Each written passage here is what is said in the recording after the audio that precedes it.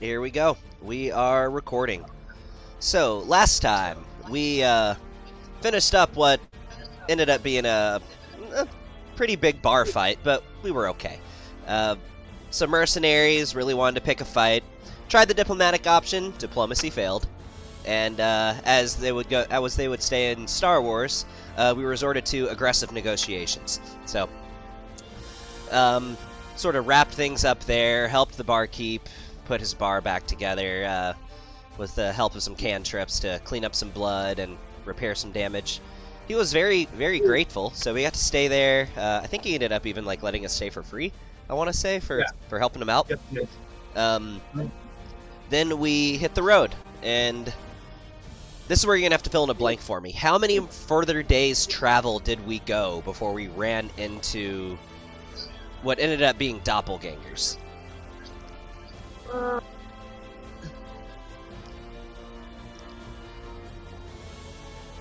think it might have been 5 total days. Okay. So, we're actually pretty close to the city of Waterdeep now, which, for those who aren't familiar, if I remember the lore, Waterdeep is the second largest city in Faerun, only behind Neverwinter itself. So, it's big, the city that we're going to. Yeah? We lost Chad. This is like fantasy Chicago that we're headed to. So, on the way there, we saw some very jovial people who seemed to be celebrating. They having some sort of party, and they decided that they wanted to hit on my brother and I. Now, him being the horn dog that I apparently had no idea that he was, almost fell for it, but I was like, nah, bro, this ain't it. And turns out I was right, and it definitely was not it, because they turned into doppelgangers and proceeded to try to murder us. So thanks to the fact that our trusty Friar Greenshadow is always ever alert, he was not surprised, and since I was sort of onto them a little bit, I wasn't surprised either, but they got the jump on us pretty good, and some people got hurt pretty bad. But we're in the fight right now, and I imagine we will see its conclusion this time, so that's where we're at. Let me know if I missed anything. I don't think you did. I mean, yeah, there was the fight back at the bar. Wither and Bloom, Booming Blade took out several. The innkeeper was grateful, and then you did come up. You were getting ready to stop for the night, and were greeted by several locals, including a couple of busty ladies that took an interest in you two. Ladies. And you were right to be suspicious because first they put the moves on you, and then they turned evil. It turned dark. And you guys proceeded to fight, and I think one person did get dropped down, so it's looking like a nasty fight, but I think you guys are starting to come out of it all right. So we ended in round 4, and at the top of the round, it's Friar Greenshadow's turn. If he has been able to return, yes, he should be back in, right? Yeah. You there, Chaz? Chaz-tastic? Third Chaz? And if I remember correctly, somehow, miraculously, I've made it all the way to round 4 and have not activated Mirror Image yet, because I still have all my second level slots, and I would have used one if I'd done Mirror Image. Yeah, I think you did haste. I definitely did haste, yeah, I know that, but I just think I haven't had a good time to be able to just give up an action yet for it, we should be on round 2, I think, because, like, they did their surprise round, and then we did one more round, so I think we're on 3. But we really, I didn't know where we were on 4. We finished round 3, and we had just started round 4.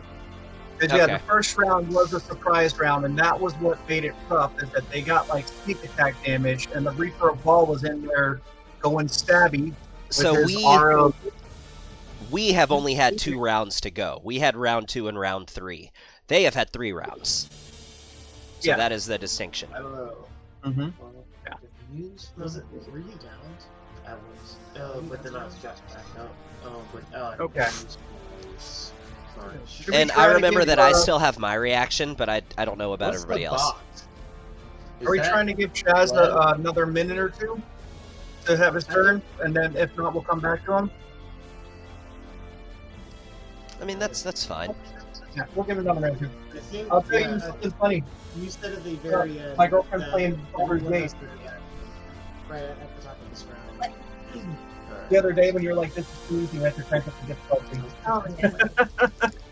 She was playing Baldur's Gate the other day, and it was, I guess, she's getting good at it enough that it was so easy that we had to turn up the difficulty. Yeah, She I was don't. just I don't know why I'm having an easier time with it this playthrough. It does feel like each time you play There through, you is just the web. have it figured out a little more.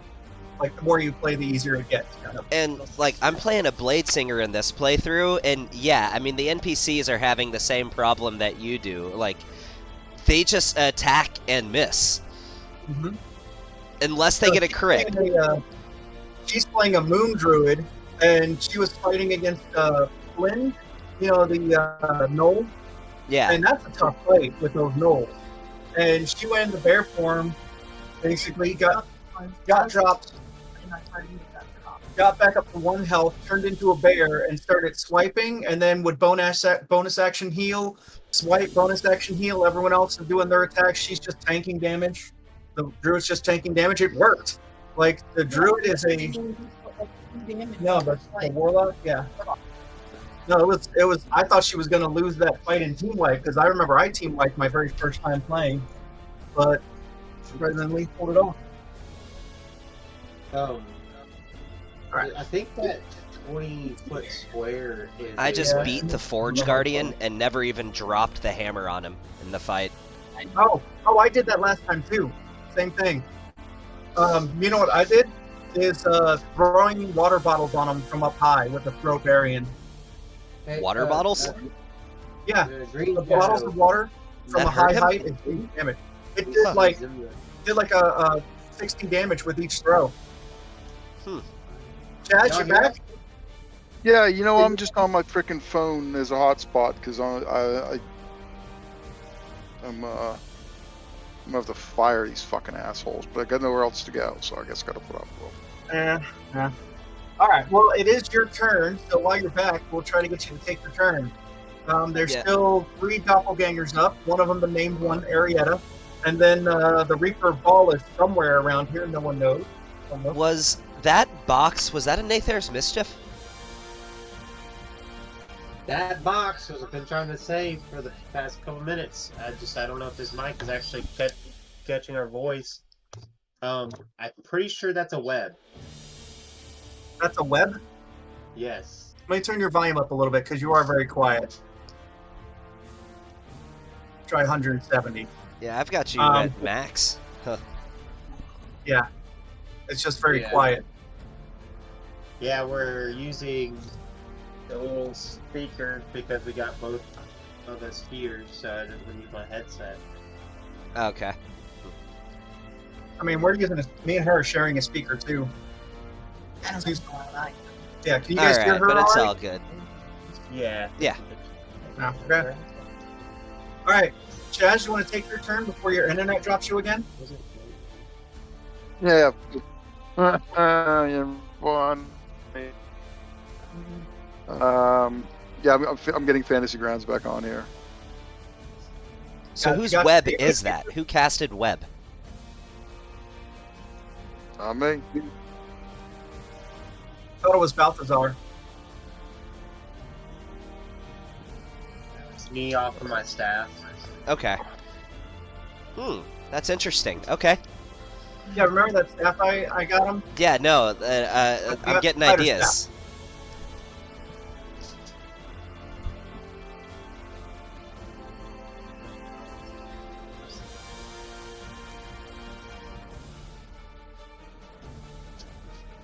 I do have some Bluetooth headphones in there.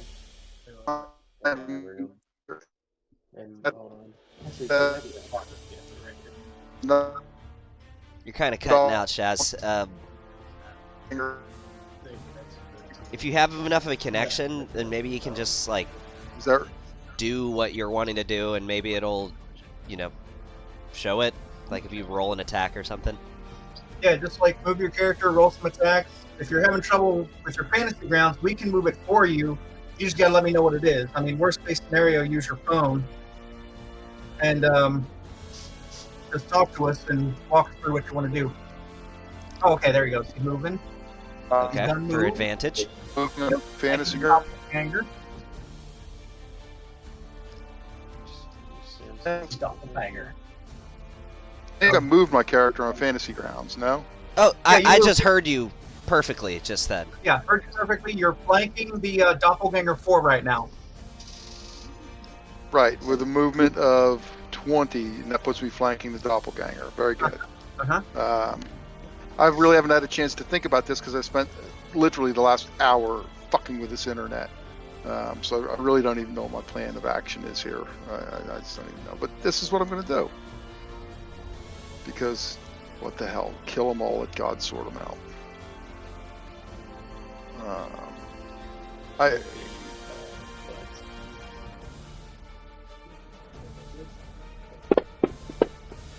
Oh, that should have been with advantage. Let me just throw that again.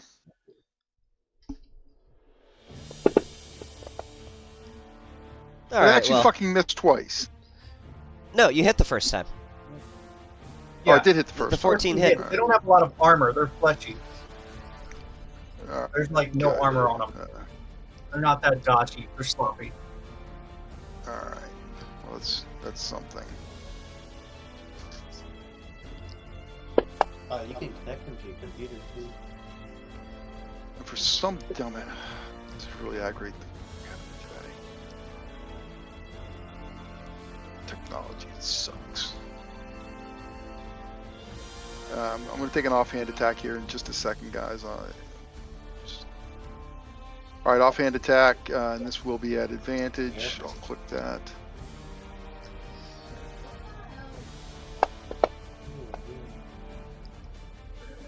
Awesome.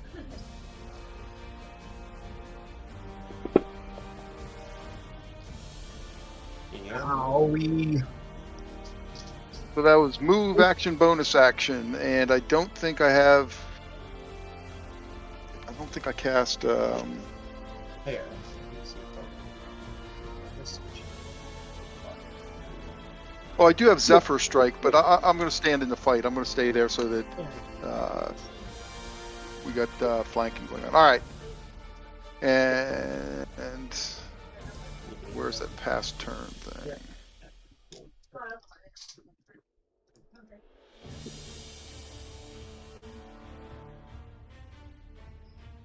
Or we can just. All right, I'm trying to do the past turn thing, and I don't see that button anymore on That's my fine, I'll screen hit it for some you. stupid reason. Yeah, it's Doppelganger 4's turn. Oh, he is not in a good place right now, being surrounded and heavily wounded. They've got like speakerphone. Oh, microphone. Yes. Sorry, Mike. Run from me. Yeah, take those 2 opportunity attacks.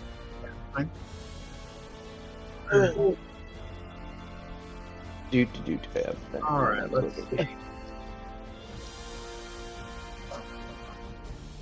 Don't not let me just roll the attack on somebody. That's just unfortunate. Yep. All right. Whatever. I'll just roll it this way. I can hear you. That's definitely a miss. That's a double miss. That's unfortunate. For him, I mean. There gets those other ideas.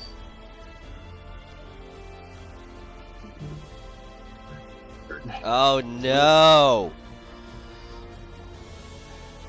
Going after poor little Reggie. Stay away! Stay away from me! Oh, Jester got a hit.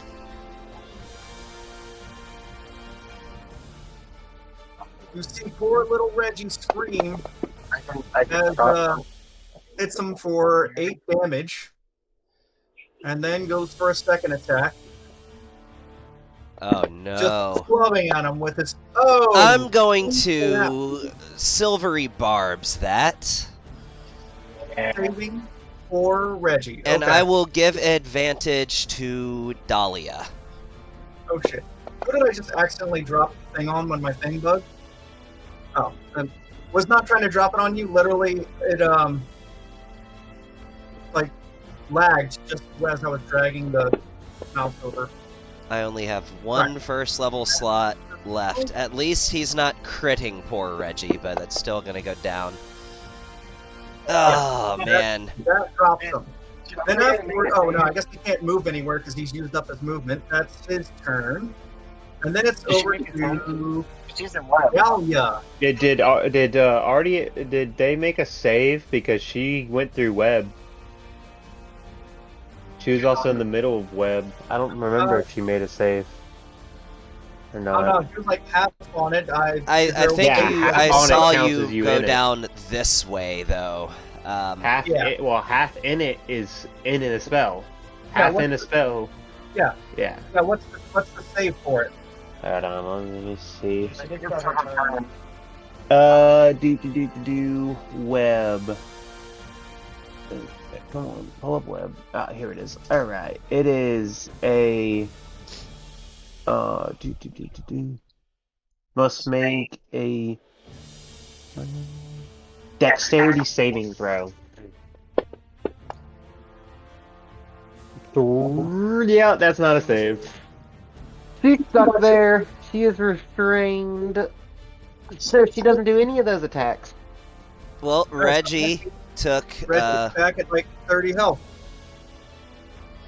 Let's see, because he took a total of 16 points of damage, and it went over his health by 5, so he would Yep. be at 32 wounds.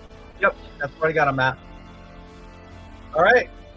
Does she have anything ranged that she can do? Retroactively, rewind time, retroactively saved him.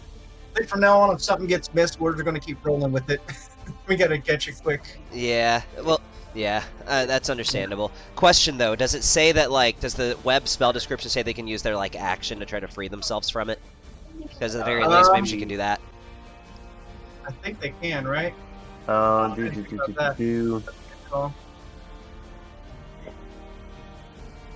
inventory.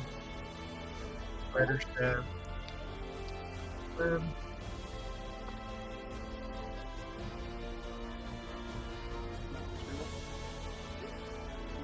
Yeah, they can choose to use their action to make a strength check.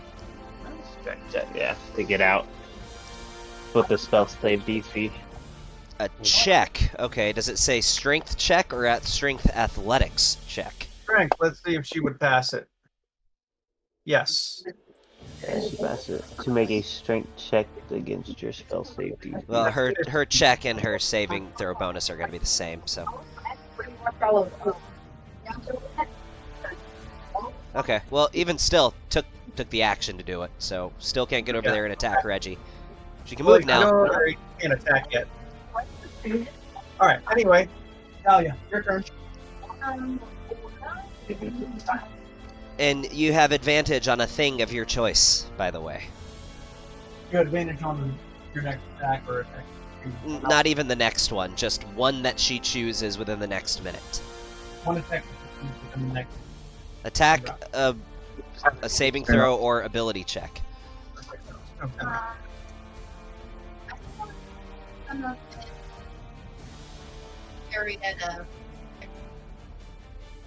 All right. So like right here. And then I'll do my normal two. You want me to attack for you, or you got it?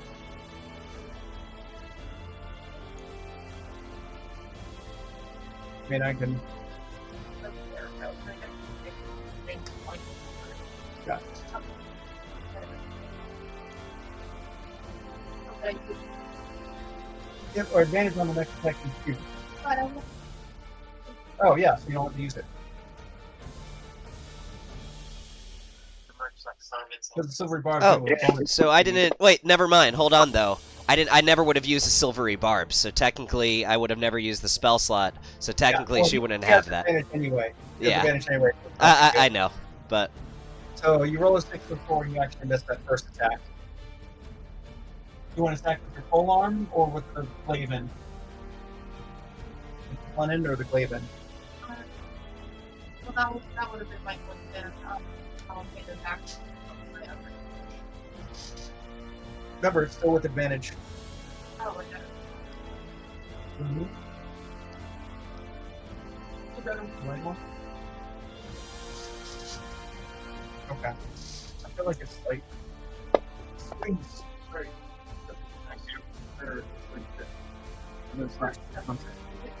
There you go. That hits. Yep. 3 plus your spell or your modifier, which will be 6.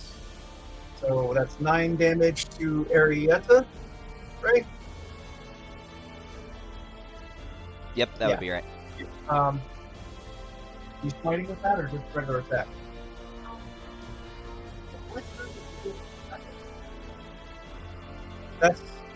That was from beating that 09.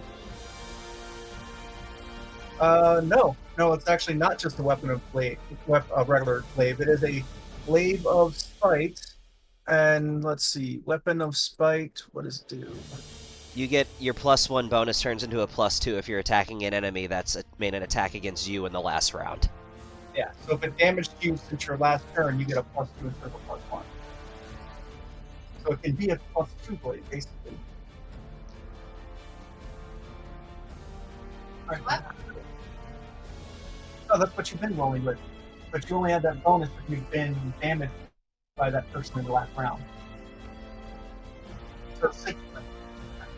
Oh, you would hit the regular one? Yeah, you definitely want to use the +1 blade that has a +9 to hit.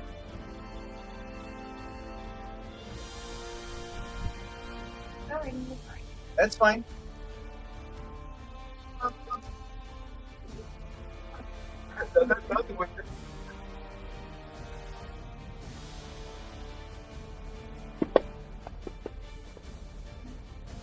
Yeah, 27 hits. I would hope so. Alright, so it's 1d10 plus 6. Flashing magic. Well, question then, for that first attack, would a 15 have hit?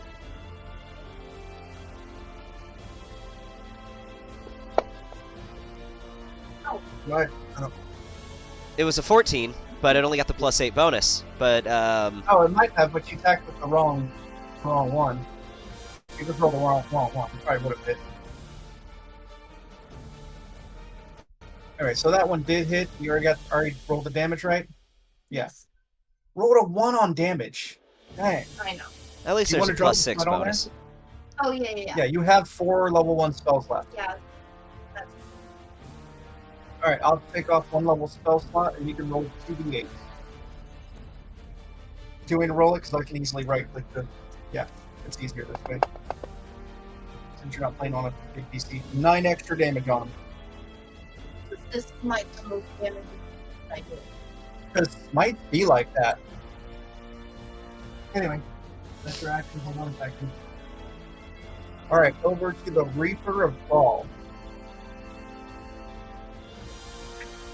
I don't know what to have him do. Oh shit. 5. Alright, Reaper of Ball goes uninvis. Oh, shit. Oh, I know what I'm doing on my turn now. Why did my. Oh, it's still not doing it. Let me do it. Okay. It'll be fine. It'll be fine. Well, he's probably gonna make him. No. Shield. Oh, shield? Okay, good. Shield. Shield? Yeah. Alright. 21. Will Hold on. shield help you with that? Let's see. It'll add a +5, make it 21. That would still hit you. So I'm gonna No. silvery barbs that. Didn't you just use a silvery barb? Remember, I didn't have to No. because retroactively, Oh, the attack was never made. Alright, so he has to re-roll this then, right? Yes, he has to re-roll that and take the lower of the two. Well, shit. 18. Alright, so it's 21. I'm gonna give advantage to... Actually, to Balthazar, because if it comes to death saving throws, I want him to have advantage on one. Alright. He just does enough damage to drop him. He doesn't even go for his second attack. He casts the not this guy self, Shroud Self, goes invis again, and after saying boo, stabbing him once in the side, he says, "Peace out, bitches," and he appears to be gone. As far as you know. but he did drop Balthazar before making his exit. By the way, that doesn't mean he's gone. That just means he said peace out. Oh, that just means he's not in the open. Is all that means. All right, it is up to you, Sano. Sano, right? All right. Yep, you said it right. It is Sano. Okay, so I'm finally gonna do the thing that I haven't done yet, and as my action, let's go ahead and do a mirror image. So I don't know why I've waited this long to do it. I guess it just wasn't the right time, but it seems like the right time now. So let's do it. Mirror image is up. That was my action, but my hasted action is I'm going to stab this motherfucker with a dagger of humiliation. At advantage. Let's do it.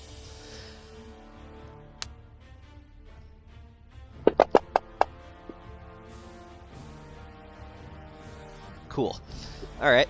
So let me roll my damage for that. Minimum, well, if I'm going to roll it with a dagger is the best time to do so. So now what I'm not going to get is the minimum damage roll on my offhanded attack, which is the Rapier of Certain Death.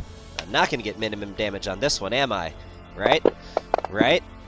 Assuming I hit. I did hit. So let's roll damage on that. As I skewer this guy with my Rapier and hit for the opposite of minimum damage. So that was cool. Alright. Let's see here.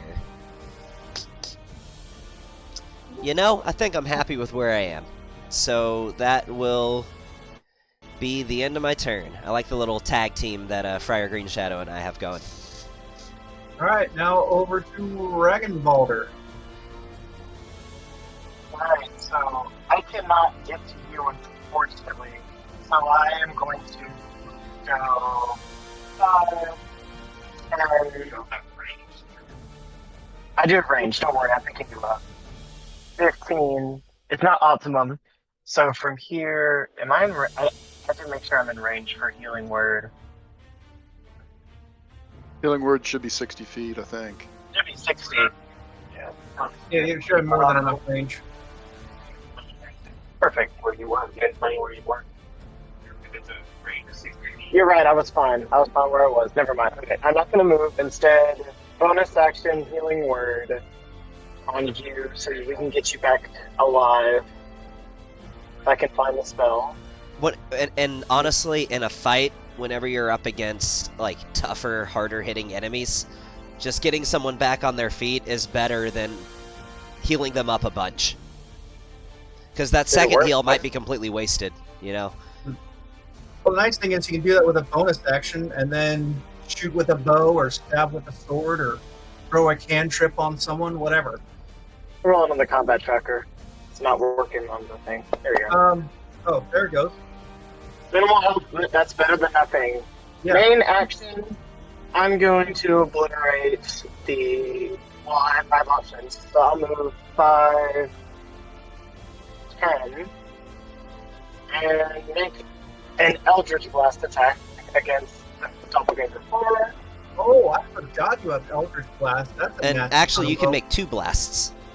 Yeah, bonus action heal and then double Eldritch Blast. That is... Proud of you. I would very well hope so. Come on. Oh, that was Almost a 10, but an 8 still isn't anything to be mad about. Mm-hmm. No, not bad at all. Well, you know what? Let's go ahead and get rid of at least one of them. Make another. I'm gonna hit another one. That's gotta hit. Yes. Finally. He had 1 hit point left. That 10 would have killed him if it had stayed on the 10. Alright, I'm not in my turn. I'm just gonna shout over to you. You stole my kill. I'm a kill stealing bitch. Whatever.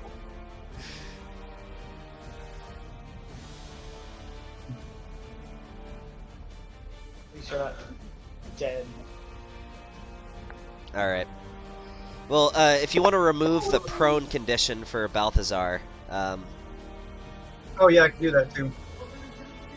wait, who's Don't attacking? you dare. Doppelganger 2. Oh, sorry, I don't know why he was hidden. He shouldn't have been hidden. But Doppelganger 2 was still on the board. I don't know why he had the hidden thing on him. It was a little bit glitched when it added the new map. They moved him over, I moved him back. I don't even know why he was invisible. Oh, But he was like hidden on there. He was over by the fireplace. Did you mean to make the Shadow Man invisible? I think Yes, he did. he has Shroud Self, so he does do that. By the way, if you want that guy to still show up on the combat tracker, but have him invisible, you can do that, actually. You can right-click him, and under a visibility option, click, like, always invisible. Yeah, I thought I had clicked invisibility. I don't know why he wasn't. Well, the way you're doing it is you're doing it in the combat tracker, which also makes him not visible to us in the combat tracker. There's a way to make them invisible, but still have them visible to everybody in the combat tracker. Oh, I see that. Okay, hang on. So I can do it where he's, let's see. Visibility. Always invisible. Can you see him now? Yes. You sure you clicked always invisible? Yes, I did. Try it again. How about now? I can still see him. It's fine. We'll just, I can remember that he's between Dahlia and me in the initiative. That's fine. Alright, so let's see. That was a hit on him.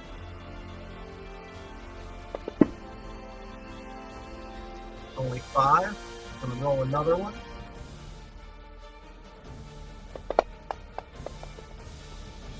And a nat 20. Do you? Okay, I'll save mine then. Oh yeah, didn't you use yours? I've had a turn since. Oh. You're right. You're right.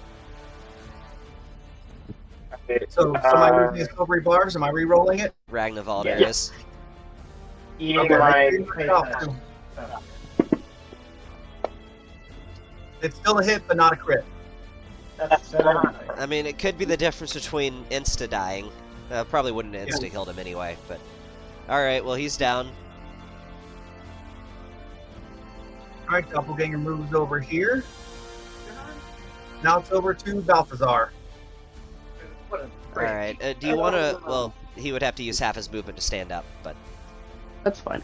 Yeah. Yeah, I'll do that. And, well, I don't know where you are, but this should be a good enough radius. As I fireball right there. Right where? You don't see the big giant. Oh, 30 foot I circle see right it. Okay. If anything's in that circle, it's got to make a dexterity saving throw. Yeah, well, honestly, you saw where he was at because I hadn't somehow Yeah, hadn't hit well, invisibility, you so know. I kind of moved him. I've moved him. He's not in the circle. Like he should have been able to go invisible and then move somewhere, but instead you were still watching him when he was should have been invisible. Okay. But he is ghosting. He's Yeah, not following up. I an will attack on waste you or a anything. third level spell slot and just go fuck off. Thank you. I mean, I Oh, kind of I agree with clicked Lee the- on this one. He would have moved after he You was would've seen where he invisible. at. So even if you did hit him, you might not know it, but he's ghosting. If I hit him, he would be covered in flames. He hadn't used his move, and I did move him after I realized that you saw him when you weren't supposed to. Because like he wouldn't know where he was at if he was invisible.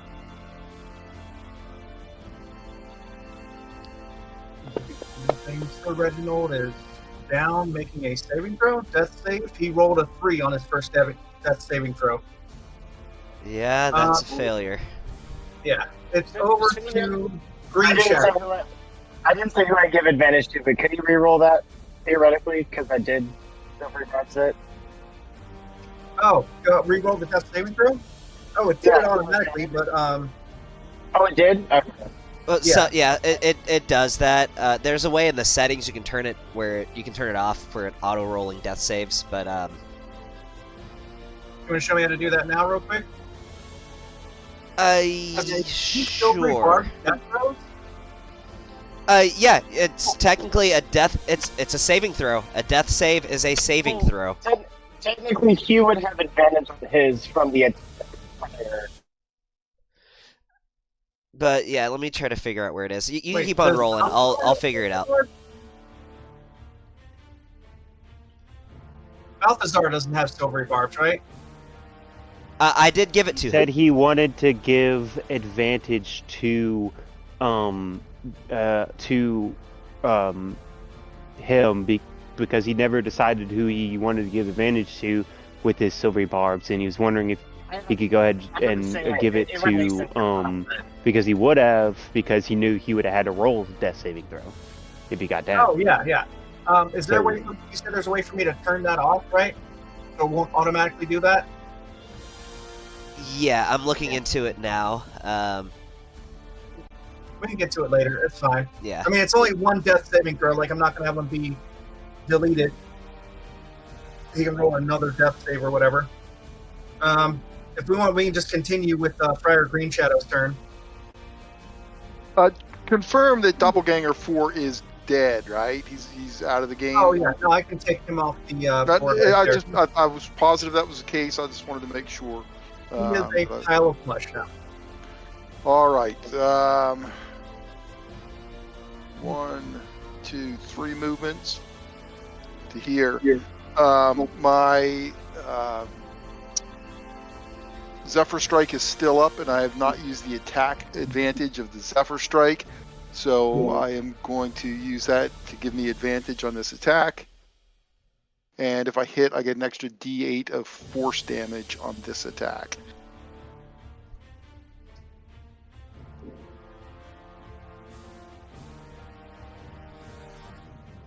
Okay.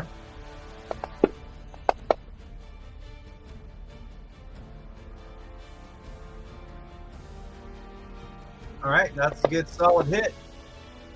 That's such great damage, and then an extra D8 of damage on top of that.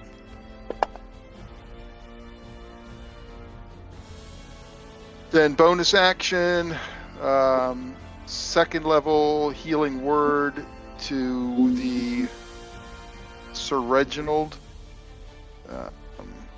Oh, nice healing word. That'll get him up. Yep. Cleric spells.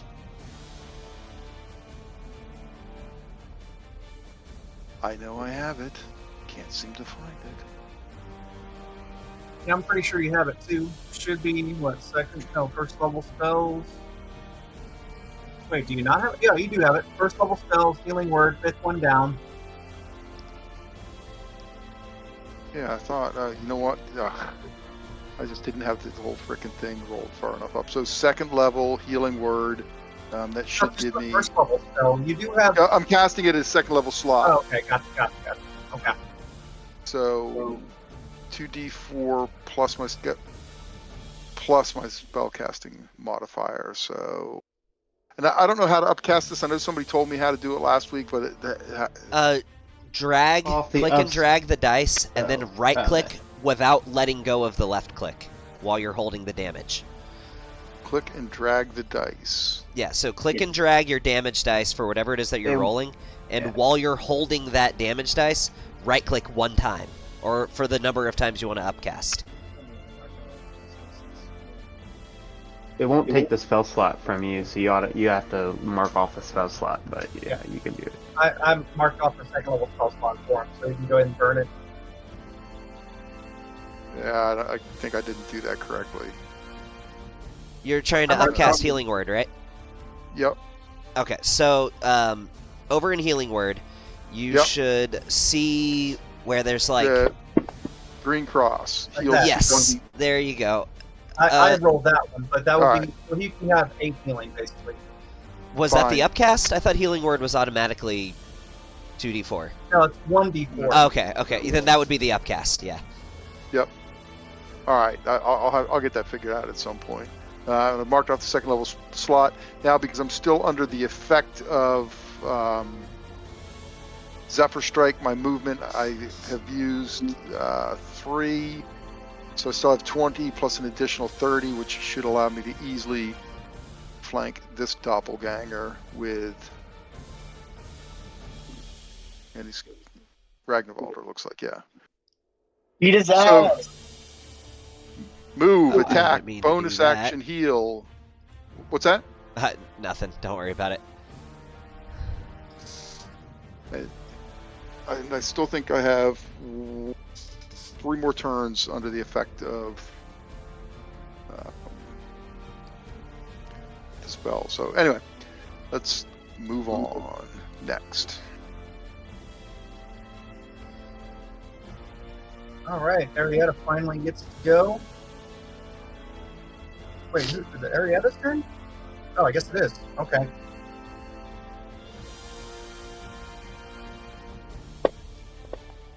Wait, why is it an advantage? Probably because he's marked as being prone. Oh, he is still marked as prone.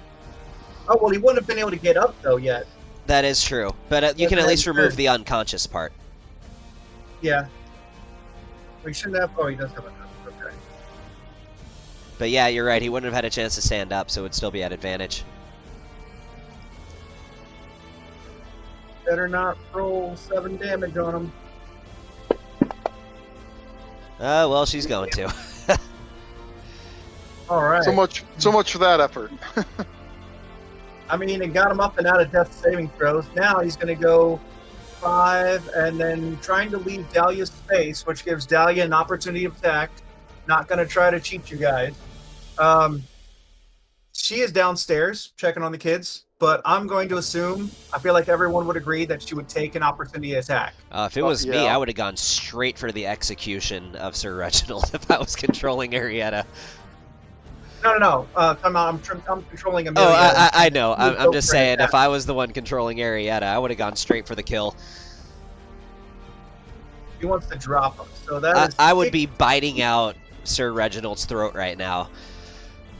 No, wants to go get an advantage against this guy, against Ragnarvalder. No, she wouldn't have any movement. Her movement would be 0. Ah, yep, you're right. Right Be there. stuck she is right there. stuck.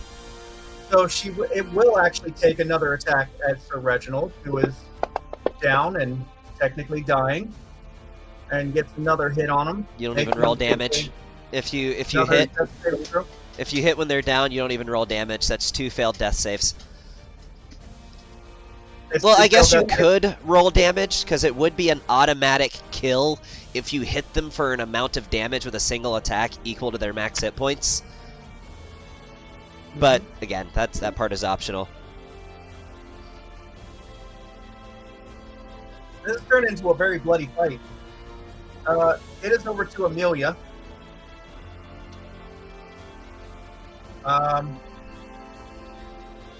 Still hasn't come back up. I want to see if she's come back up in a second and take her turn.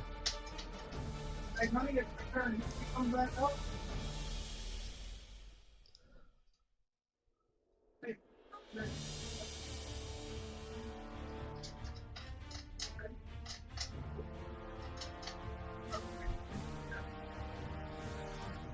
I'm gonna get Percival Alright. up on my turn. She says she's making a treat and told me to just swing away. So I guess she's just going to keep attacking Arietta. Okay. That's a miss. You think maybe she would want to move into a strategic position so that way I could have flanking? Perhaps. Like Yeah, move around move over this way? Yes. Just somewhere so I can...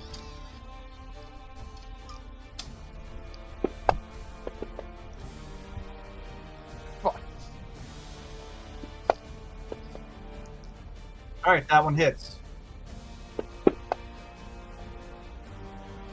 11 damage. And that's her turn. That was 3 turns.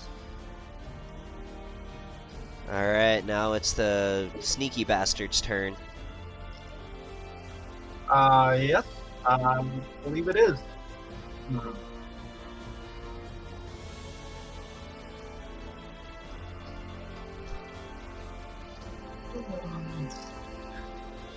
Do I have him run?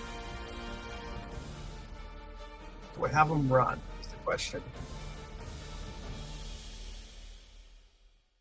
You don't Maybe have to not tell quite. us whether you decide that or not. Yeah. I mean, he hadn't run yet. He's right here. Maybe he's pissed off and thinks he can get a couple more licks in. Oh, what the heck? That is a miss. He actually didn't have enough movement to get away anyway, so. I'll have my reaction. All right. Now he's going to fucking run because he whiffed both of those and says, ah, shit. Damn! And now it's my turn. Correct. It is your turn.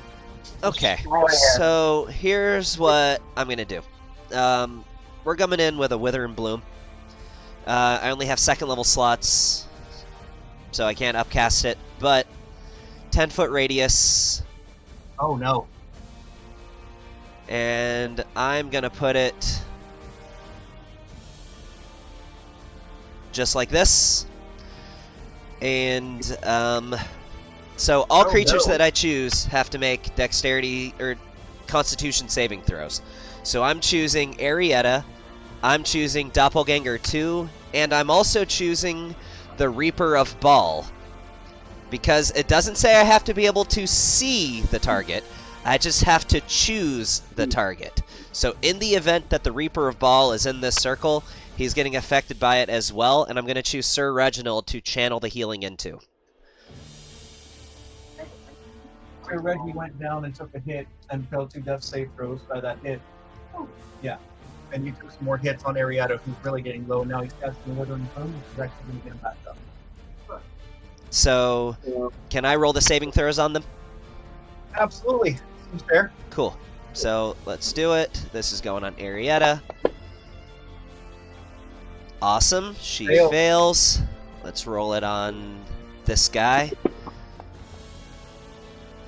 And he too also fails. So, they are both going to take...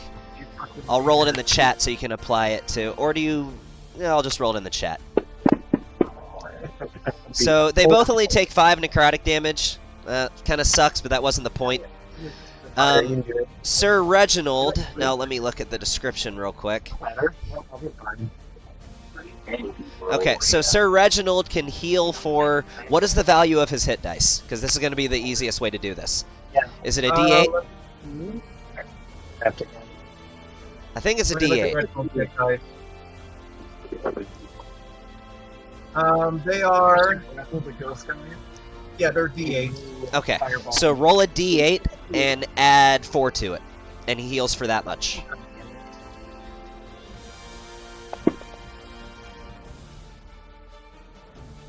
And then out of 4, so he takes him to 29. That's a decent amount of healing. Oh, That did does you more actually just, healing. like, use his hit dice? Okay, Yeah. well, so, and actually you don't add 4 to that, then you add 1 to it. Because Oh. he... Yeah, so you add 1 to it. But, cool. So that's 11. So he should be at 32 wounds. Okay. And if the Reaper of Baal was in that, I did choose him as a target, he would have to make that saving throw. He is not. He's not in Okay. that. So that was my action. As my bonus action, I'm going to come over here and make a swing. Let's see, I moved from here, so 5, 10, and 15. I'm going to come over here and make it... yeah, bonus action swing. Actually, let's do an action swing. I want to do with a harder hitting attack. So, advantage, Dagger of Humiliation.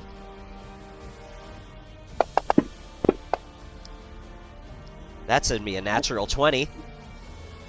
Oh, do I need to be looking up my fatalities? Let me look up the fatalities. I feel like this is a You don't have fatality them. moment. I have your fatality.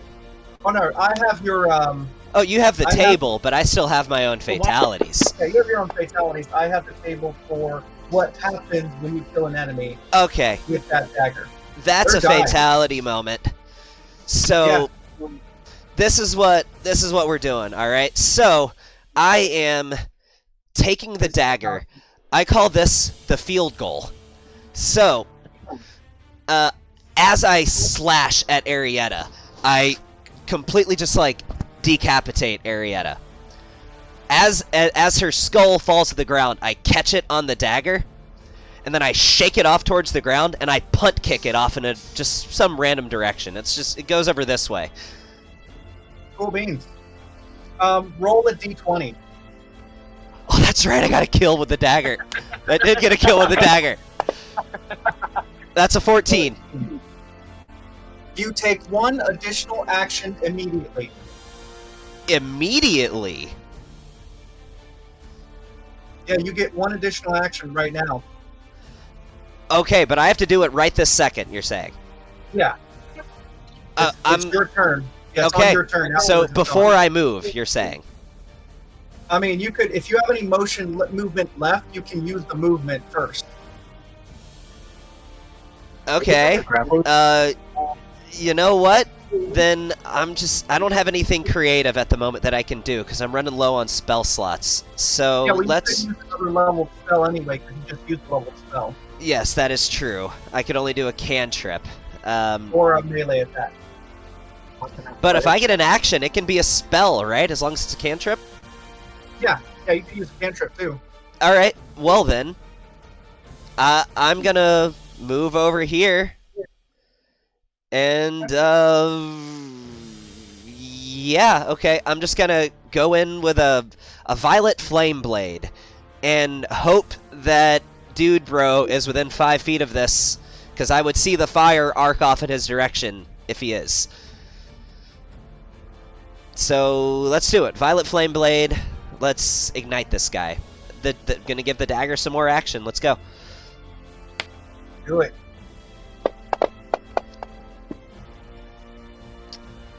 $18 hits. Cool. And roll damage on that. And this is a violet flame blade, so roll damage for that. Is Dude Bro within 5 feet of him? He is not. Okay, well that sucks. Anyway, Really did so good this time. now I have my bonus action attack. So let's do that.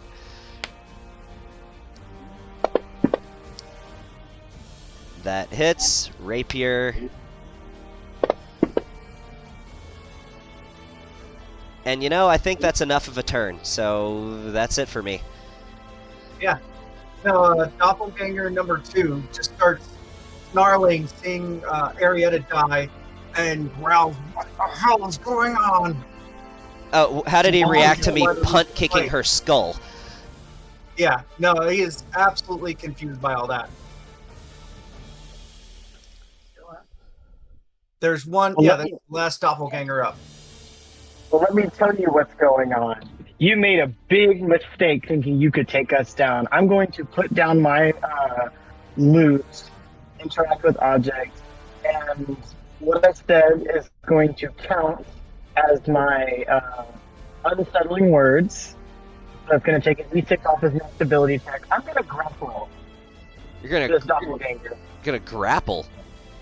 I'm angry. Ragnavaldr is bleeding, terribly hurt and angry. I'm going to grapple. So, how does that work? This is my first time grappling something. You make a athletics check against a competing athletics or acrobatics.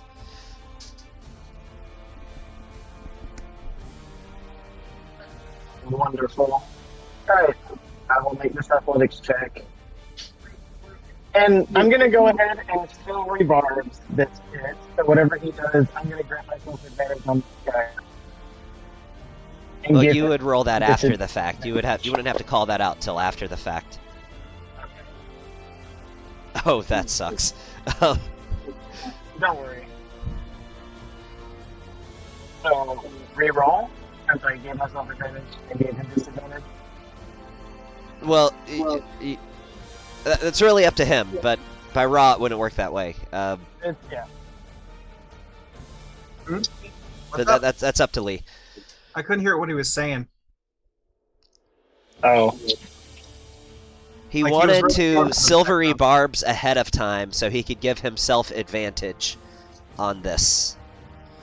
Well, theoretically after or during the grappling attempt. Well, I guess I could see that working. He makes it, they make it.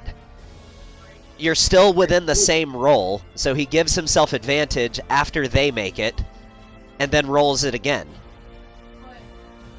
Before the roll has concluded. So, okay, I see where he's going with this. And actually, thinking about it this way, I as a DM would allow this. The reason why is he is making this silvery barbs before the roll that is in progress has resolved. So he is making it as his athletics check. They make a competing check.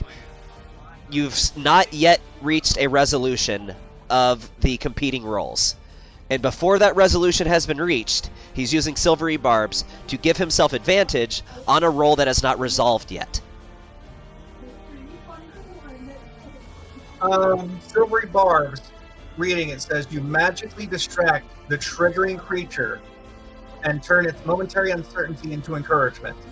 So the creature must re-roll the d20 and use the lower roll. So there has to be something triggering, like an enemy attack. Right. The triggering event would be the enemy making the competing roll against his attempt to grapple. That would be the triggering roll. Yes, it is an ability check. Okay. So if the person makes an ability check and they don't like the roll, then he can use the silvery barbs. Yes. But it has to like first roll and then he chooses the silvery barbs, the roll. Right. Yes, So exactly. Go ahead and attempt to grapple and then see what the ability check is and then choose whether you silvery barbs it.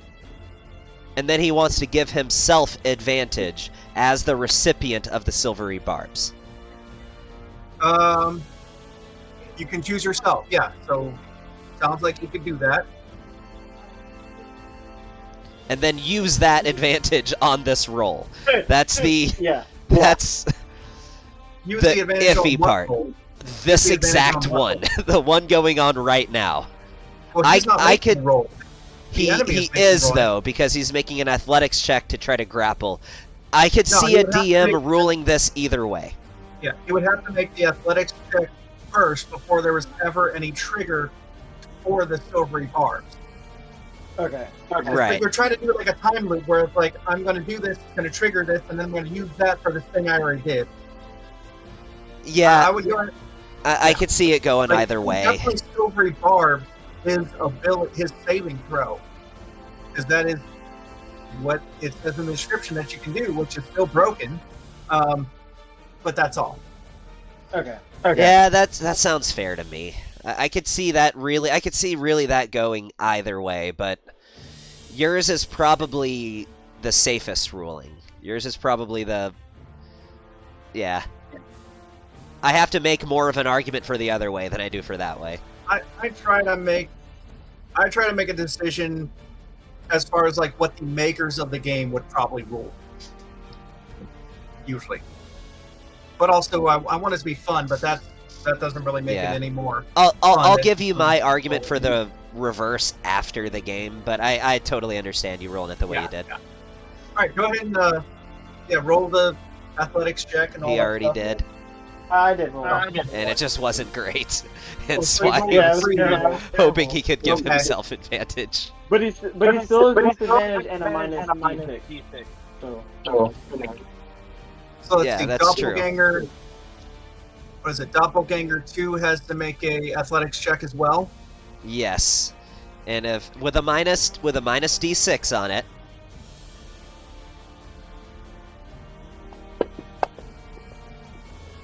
So they And- rolled a 17, and then I'm Oh my taking God. 6 off of that.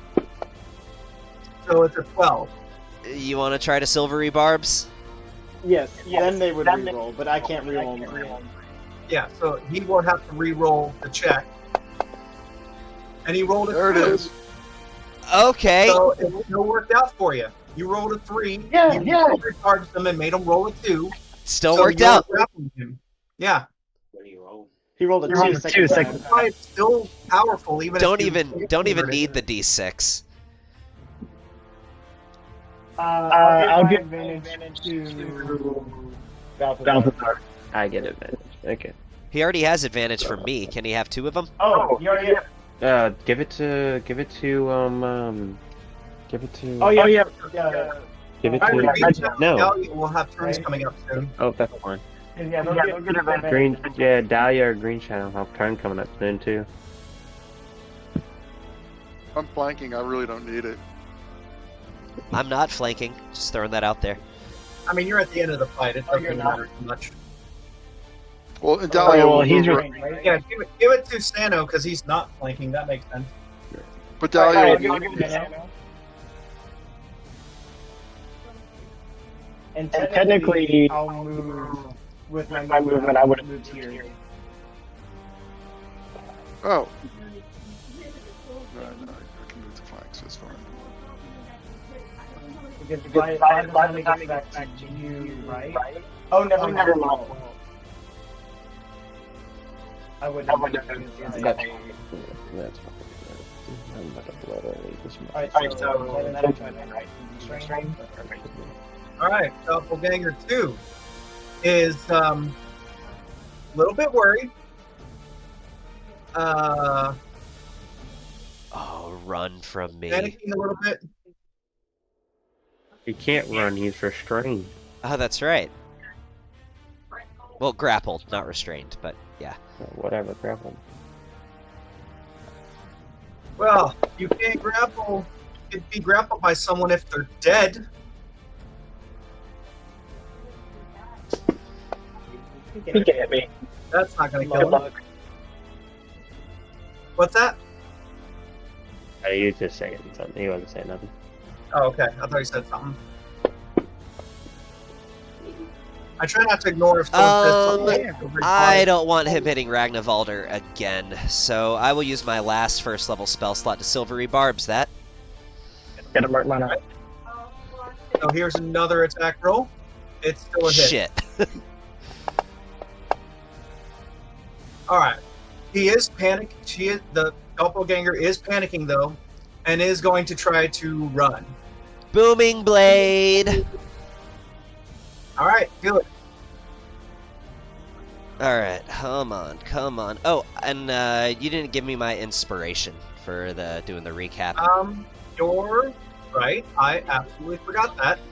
Let me double click you and give you inspiration. Oh, that's not right. Alright, here we go. Yep, I'm gonna go ahead and use that inspiration. So never mind, you don't have to give it to me. I already did. Taking it off. No problem. Oh my god! But wait, I can roll again because I have a Silvery Barbs. Oh yeah, you have advantage. I thought you already used the silvery You bar. had advantage. Mm-mm. No, Well, you could add advantage. he gave on the me roll. advantage. Oh, I'm just yeah, gonna- you get one more roll because of advantage. I got you. I Yeah, got so I'm just gonna roll again, which would be the equivalent of advantage. you. Yeah, that's fine. Oh my god! You're a 1, 3, and a 4. I'm sorry, but he gets away somewhat scot-free.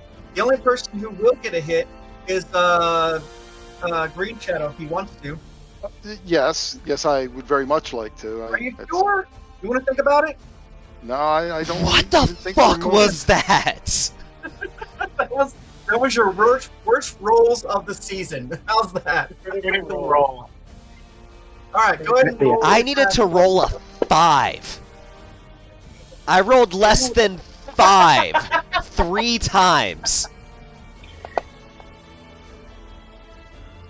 All right, that is heavy damage. Do not let him get away. But did he kill Ragnarvalder? He dropped Ragnarvalder. Ragnarvalder is not dead, but he is on the ground, prone, and at 0 hit points. Oh, I'm so tired. Don't forget that you don't know where the Reaper of Ball is.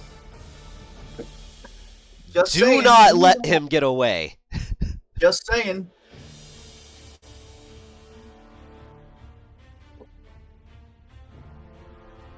All right, Balthazar, it is all you. What you gonna do? Fireball. All right, hit it. That's big. Well, I forgot that's- fireball was that big. That's actually, you could technically move it 5 feet further down, actually, and Yeah. there you go. That's a 20-foot radius, not a 20-foot diameter. Yeah. Yeah. No, I don't think I remember. No, you can do the realizing bigger how big- size. 20-foot radius, that's correct. That is how big a fireball is supposed to be. That Its is radius. disgusting. Yeah, I it's think a you can even 20 take it up foot one more radius. notch on the size. No, get you the can't. full It'll 20 go feet. Up to 20. Nah, it'll go up to 25 at that point. Oh, okay. You make sure you get in there that he missed 3 times in a row. Yeah, I rolled a 1, a 3, and a 4. 3 and 4, trying to swipe at him right away. He had advances with inspiration, and you could not get him. Very So- sad, very unfortunate. Is that the only saving throw I'm having to make? What's that? Is that the only saving throw I'm having to make? Is the one guy? Yeah, sorry, he's not in the picture there. Ah. Well, he just failed, so he'll take all of that. Oh, God. Son of a biscuit! Oh my god.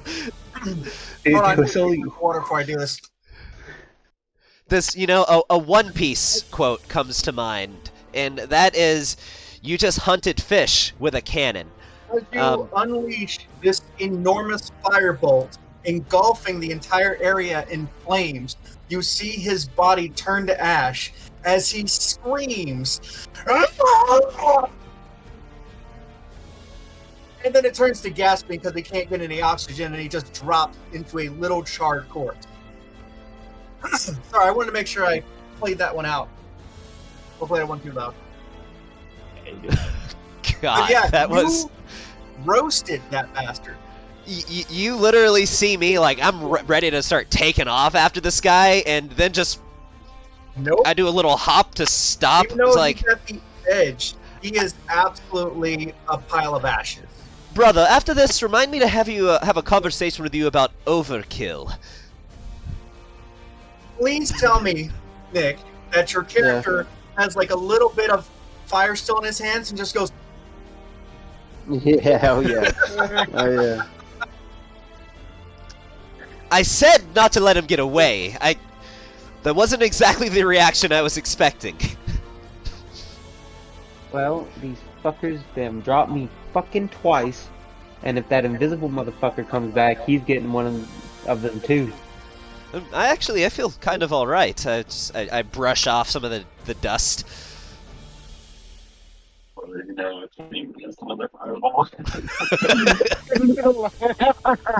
Cast another fireball until I take a long rest. Oh. Actually, I could take a short rest. Watch, I'm until I gonna get be level like 35 asleep level- across the level pasture from you, and you're gonna be like taking your long rest, and you're gonna be like, "Oh, I'm sorry, achoo, fireball!" And then just Yeah, drop yeah. one on me. No, I'll move back there. Why is there I- two of me? I just threw healing on That's Ragnarvalder for 7, strange. but it didn't hit him. It just rolled in the chat. Thank you. all right.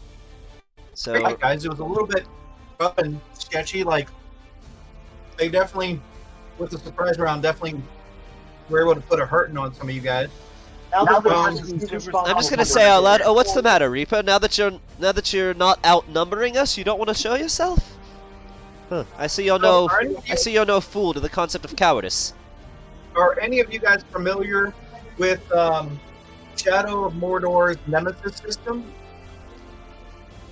Where an enemy like survives or gets away, and then you see them somewhere later on down the line, slightly stronger, Cool. and they come back at you for revenge.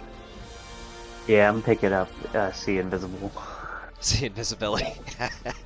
Cast it every night. Yeah. Not a bad idea. No, didn't one of the veterans get away the other day? No, I think we cleaned house pretty. Oh, one did. Two.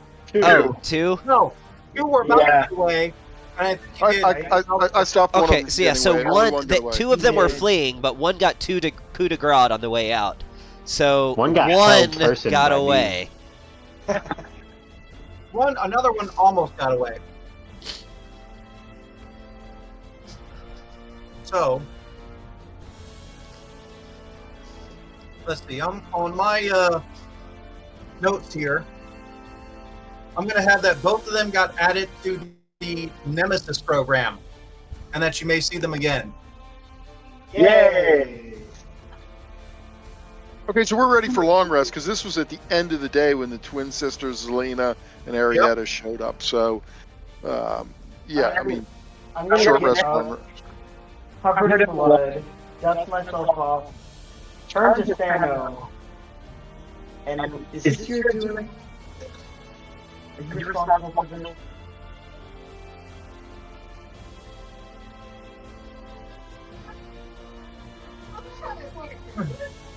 They heard you.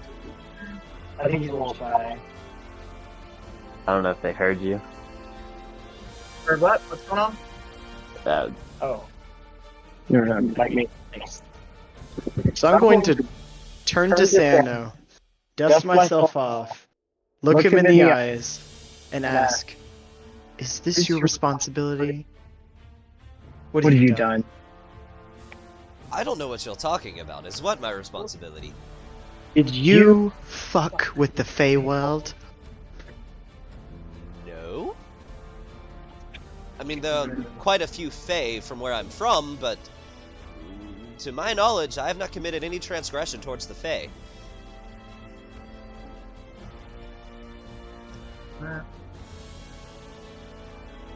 Well then, I'm glad we're all in one piece at least. Most of us, anyway. Just out of curiosity, Ragnarvalder, why would you suspect that I had?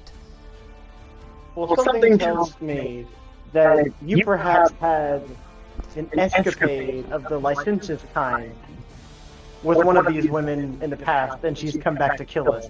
No. You know, despite as much of a playboy as I seem to be, I've only been with 2 women in my life. You lie through your teeth. Say it isn't so. On Coralon. Well then, I guess it's true.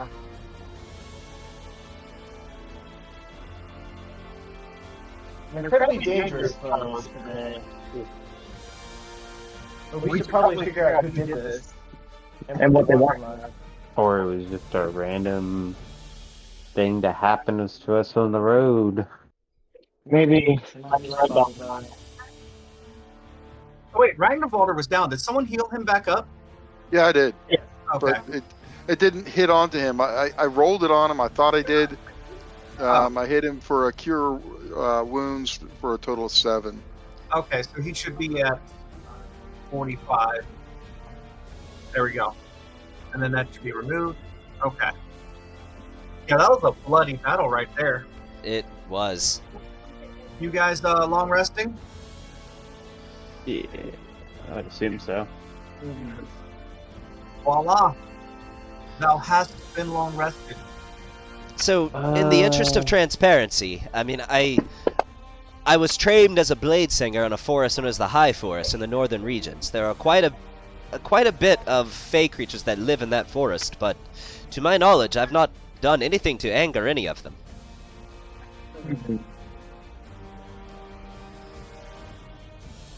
I mean, you thought that one of them was like a ball assassin, right? Yeah, that's.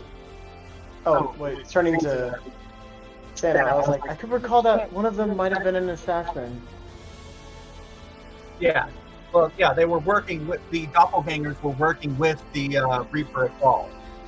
They were all servants of Baal. And I spelled Baal wrong on here. Reaper. I mean, let me ask: am I forgetting something here, Lee, or no? 'Cause I don't yes, think you're I. probably forgetting that the mage with the Red Wizard of Thay? Is that what you're talking about? Oh, is that okay? Is that they're not the same people? So never mind. No, it's not the Red Wizard of Thay. Yeah. It was actually the first act. After you guys had saved the town of Greenest, when you guys were taking your rest, and Governor Nighthill's daughter, Anyanka, and her boyfriend, the Drow, attempted to assassinate both of you. Ah, that's right. And Okay. one of them had an amulet with a skull surrounded by blood droplets, which is a ball amulet. Okay. And let's see, is that the only attack? I think this is now the second attempt of Ball trying to get your blood. So, hey, real quick, just to see something, I want to look at one of these bodies and kind of examine it. Looking at this thing, Balthazar kind of wants to determine if this would be considered a humanoid or a monster. Doppelganger. Let me double check here. Just let me know if you want me to make a roll for it or something like that. They are a medium monstrosity. Okay, I thought they might be. I thought they were either a monstrosity or a fae, but would I be able didn't remember. to determine that, or are you gonna say no? I will say that Kind of creature what classifications are an in-universe existing concept, so it wouldn't be like metagaming to label something like that. No. Like, what I'm trying to figure out if that would be an Arcana, a history, an investigation. I would a say it would nature depend check. on the nature of the creature. Like, they're not ancient creatures, or are they? They're not exactly magical. I would almost consider it to be like a nature check. Nature? Like, they exist in nature, or something like that. Like, maybe you Can I could also try to make make this a history or Arcana check for it. Like, you're proficient with those if you want to try to make a check. Okay. I would use my character. Can I do an try to Arcana? spell them with What I would wisdom. personally do is I would come up with the most likely, the best skill for it, and for whatever you're labeling as the best skill, set the lowest DC. And then set a tier of them for the second best, and then one that would work but isn't the greatest. So you could set DCs of like 13, 15, 17, depending on which skill is being used. That's what I would do, personally. I feel like that was in reverse. Say that again. So you could, if you're something that you're allowing multiple different skills to be used to determine, you could set a DC for each skill, but have the lowest DC set for the skill that's most suited to the task. So for example, so let's say you wanted to go Nature, History, Arcana. Nature would be a check of 13, History would be a check of 15, Arcana would be a check of 17. Yeah, I got you. Okay, well, he got a 21. So that blows it out of the water. He recognizes them. Can I do one too, just to know whether I would know it? Yeah. This is not one this is after the fact. No time constraints. You guys can double up on it. Cool. You might not quite recognize what they are, but Balthazar could tell you that they're doppelgangers, they're shape changers, they're generally neutral.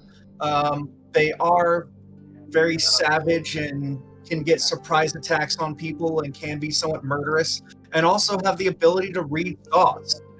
So they can literally find your weaknesses and then transform to take advantage of them. They're more dangerous out of combat as spies and such. They're also distant cousins of changelings, just for the lore of it. It's horrifying. Yep. But actually, doppelgangers are typically considered the more dangerous shape changers over changelings. Anyways, yeah, I'm cool to take a long rest and get into the next thing that we're doing. Are they carrying anything of value? The doppelgangers, no. Wait, can I take the... What about their wagons? You said they had wagons with them. No, they had horses. Horses? Oh. Okay. Nothing on their horses. No, I mean, we that's can... Didn't some horses die from, like, the spiders or whatever? I think one horse died, and they had 2 horses. Well, there we go. We can replenish our lost horses, at the very least. Yeah, no one's gonna begrudge you taking their horses. Can I take the flute player's flute? And I'm kind of hearing you twice, Gabe. Yeah, it's because you're probably hearing from my mic and his mic. Okay. His mic's a little less, and then my mic is picking him up.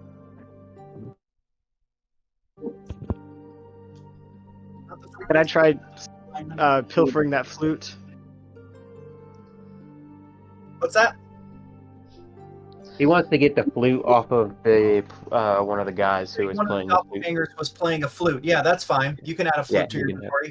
I Can don't you know find why, but that sounded dirty. Can I try pilfering that flute? Yeah, you can. You absolutely can. Pilfer the hell out of that flute. Here, I'll put it in here just in case you couldn't find it. There it is. Okay. All right. What's going on next? All right. After your long rest, the next day, near the well, let's see. We'll say at the end of the day, you make it to Waterdeep. Cool. Beautiful city. Welcome to Waterdeep, everybody. I'm going to give you a little bit of insight here that the module would have you come to Waterdeep and then immediately leave out the other side. Like you collect your money, you go take another job, you follow them all the way through out the other side. If you can find out how long they're going to be in Waterdeep, and do a little bit of spying that way, then you could spend some time in Waterdeep, like whatever that time is, before heading back out to pursue them. Well, I'm pretty good at investigation. Could I possibly make an investigation check to try to uncover some of these details? Investigation is like physical touch to search for things. What are you searching? It is like pinpoint details. So I'm just sort of trying to locate pretty much any. Let's see, let me just read the description of investigation here. Maybe that'll give me some ideas. When you look around for clues and make deductions based on those clues, you might deduce the location of an object, discern from the appearance of a wound what kind of weapon dealt it, or determine the weakest point in a tunnel that could cause it to collapse. All right, let's see.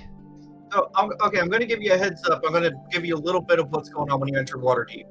When the caravan rolls in, after 2 months on the road, most of the merchants disperse to the city's markets, warehouses, and stables. They've reached their destination. All the characters are paid off in silver and gold and thanked for their service. If you perform well, you're told that they can find work with you anytime in the future. It recommends not wasting time closing accounts or sightseeing because you might lose the treasure wagons in the crowded metropolis. So why don't we start with closing out the job with your patron, the person that hired you as a bodyguard. Okay. And this was their destination, so the job's fulfilled. Yeah, the job is fulfilled. Do you guys remember how much you were getting paid per day? Let me check my notes. I might have put it in. If you do, inspiration. Yep, just give me a second to pull up my notes. I'm pretty sure I got it in there. I panicked earlier because I couldn't remember what it was or where I'd written it down. So I had to search back through to find out what it was each day. So in the interest of keeping things moving along, it was because of him casting suggestion on the lady to get the job, everyone got paid the max of 10 gold per day. Now, this entire trip was 50 days long. 50 days at 10 gold per day per person. That is 500 gold to everybody's inventory. Something all in one place, Anna. You got that? Yep. Everybody?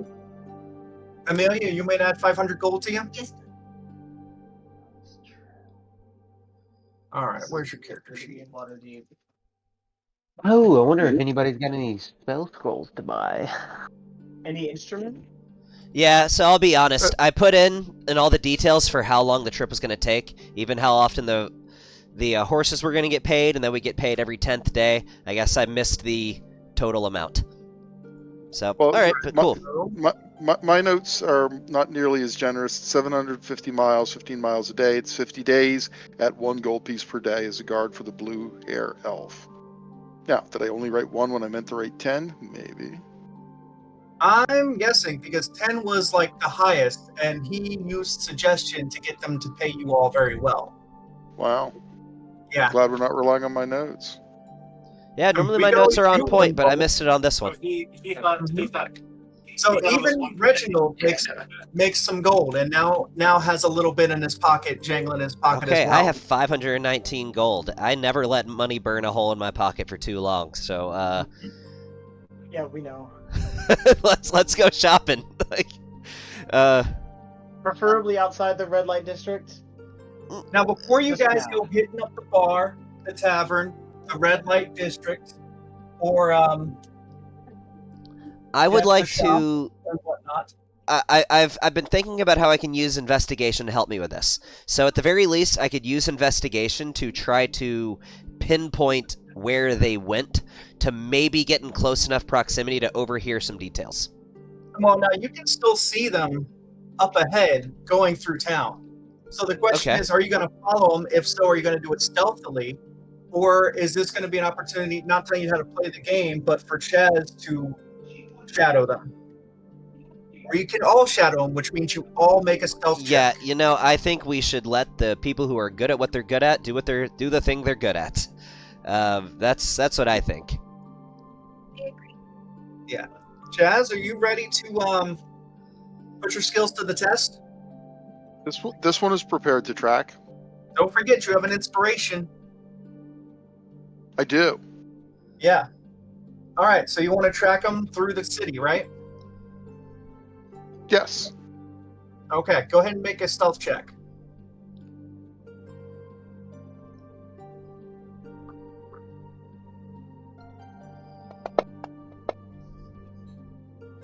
Damn, that was bad. Are you using disguise stealth, that spell, to change your identity to look different at all? If I'm going to get close to them, absolutely. Okay, go ahead and do it with advantage. Then roll another roll. Since they wouldn't be looking out for him. Oh shit. Ooh. Okay. You can pretty much be walking right with the caravan, following them as they go through the city. All right. I mean, at this point, it's just like, didn't we come here with someone else? All right. So as you're following, the cult wagons don't follow the same pattern as the others from the caravan. The rest of the caravan spreads out. They head to the north side of the city before looking for a place to spend the night. The north side is where they're going to depart from. Everyone who the characters know to be associated with the cult gathers by nightfall. Excuse me. The red or the Thayan Asbara Joss remains with the cultists during this time, and also Jamna Gleamsilver. You recognize her. She's also tailing them a little bit further back. She's sticking with them to uncover where the treasure's going. So the cultists spend the rest of that night resting their horses at a stable on the north side of Waterdeep. There's some other wagons that are already there, covertly carrying the treasure from all over the Sword Coast to the collection point. During the day, some of the cultists visit a large warehouse just inside the northern gate, where construction supplies are stockpiled for shipment north and where wagons are gathered. They talk about how they plan on heading out, like at night, how they plan on heading out after tomorrow night. So you got a little more than 24 hours. You have like one day and then the night, and then that next day they're headed out. Okay. So not tomorrow, but the day after. Yeah. So, and it's nighttime right now, right? Like, It's nighttime and it's pretty much sleep time. Like by the time you get here, it's about time for your long rest, and then you'll have like one day to be exploring around Waterdeep. and businesses are probably like already closing. Yeah. You roll a perception check, Friar. All right. This is also something I'm okay at.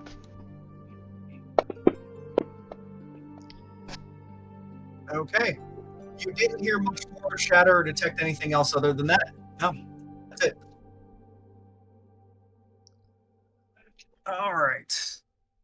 You could stay with them if you want and just kind of keep an eye on them, or you can regroup with the rest of the party at the entrance to Waterdeep.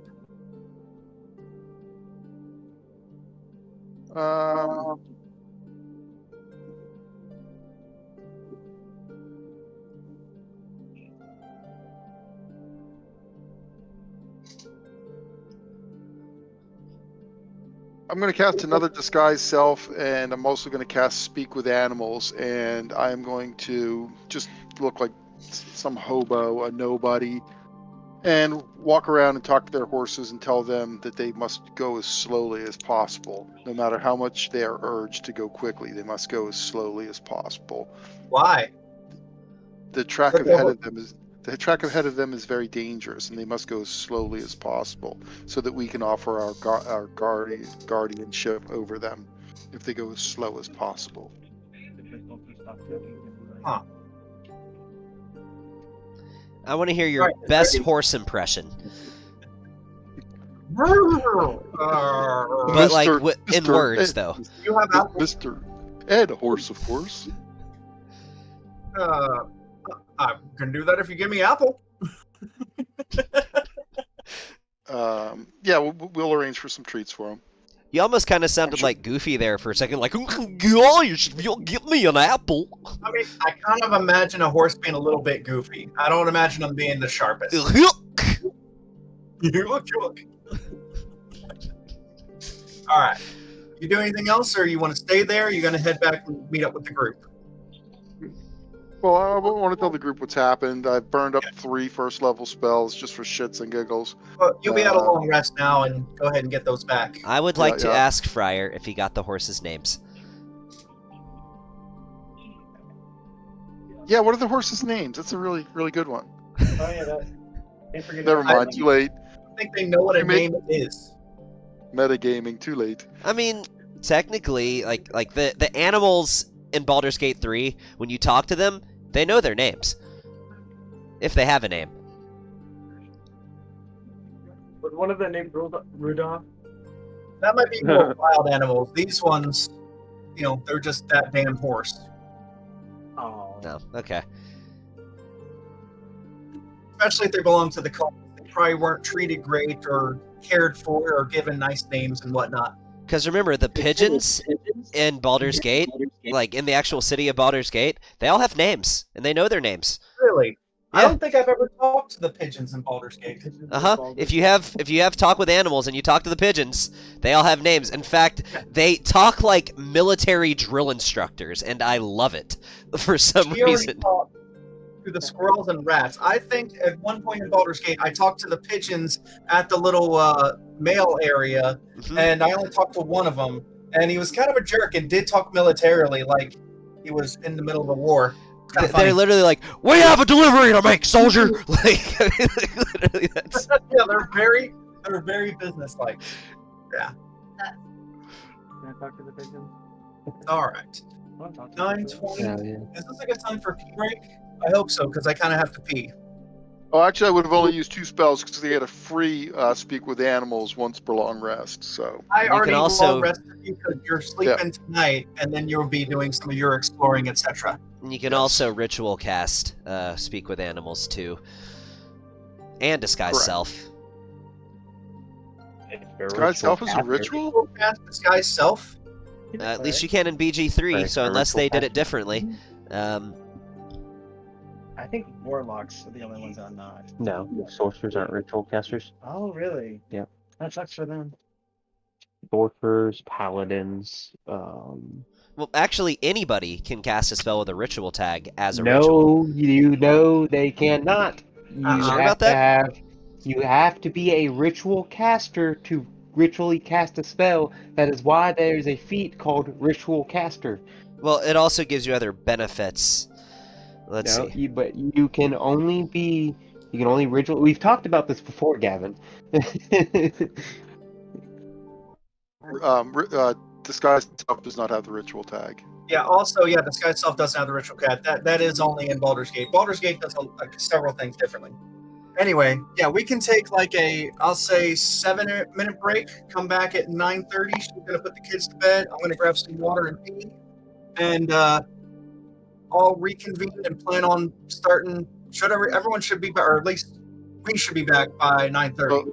Well, hopefully you're going to grab some water and leave some pee, not grab some water and grab some pee, but whatever you do, you. Well, take the chance to pee. Oh, I got you. All right. Okay, check in a few.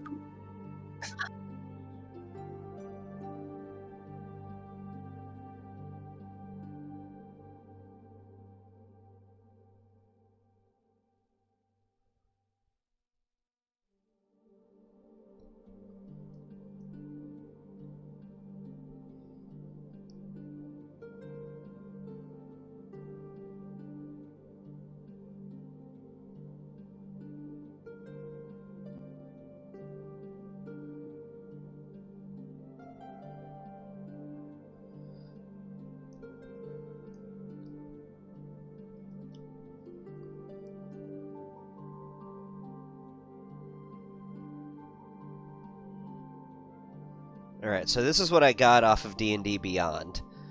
So it does depend it does vary from class to class. For example, druids and clerics can both cast spells as a ritual. But it has to be explicitly stated in the spell casting feature of the individual class. Exactly. So like sorcerers can't, wizards can, druids and clerics can. Artificers can. Yeah, artificers might be able to. But only on a spell that they have prepared. That's the difference. Yeah. A cleric and a druid doesn't have to have the spell prepared to cast it as a ritual. An artificer can cast does, them without even having prepared. as long as it's in their spellbook. You're cutting out. As long as it's in their spellbook, wizards can. Yeah, wizards can.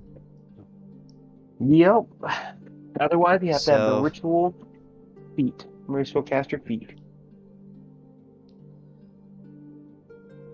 So I'm looking up which classes can ritual cast. Alright, so... Okay, so it's interesting. Because literally only the sorcerer can't. Because artificers can, bards can, clerics can, druids can, wizards can.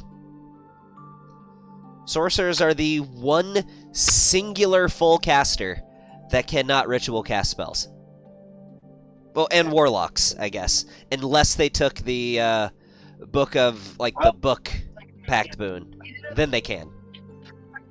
Interesting. Can you still hear me, right? Yeah. Am I quiet? That's interesting. Well, it kind of makes sense, though, because, their spells come from themselves, and the implications of a ritual is that you're using external, ordination to cast it. But also, it's kind of strange, considering they are full casters. And technically, warlocks as an entire class can't do it either. But if they take the Book of Hidden Secrets thing as their Pact Boon, then they can. Yeah, I thought warlocks couldn't do it, because I was like, I don't see ritual casting in their stuff when I was There's preparing one Pact Boon that lets them do it, and it's the one that gives them, I forget exactly what it's called, but the book. The one that gives you the book. If you have as a warlock, you can ritual cast. There's what? Pact of the Sword, Pact of the Chain, and Pact of the Tome? Pact of the Tome, yes. If you take Pact of the Tome, then as a warlock, you can ritual cast. Which, all the way to level 3, which is cool for warlocks, but... Honestly, though, some of those, invocations are extremely good. Yeah.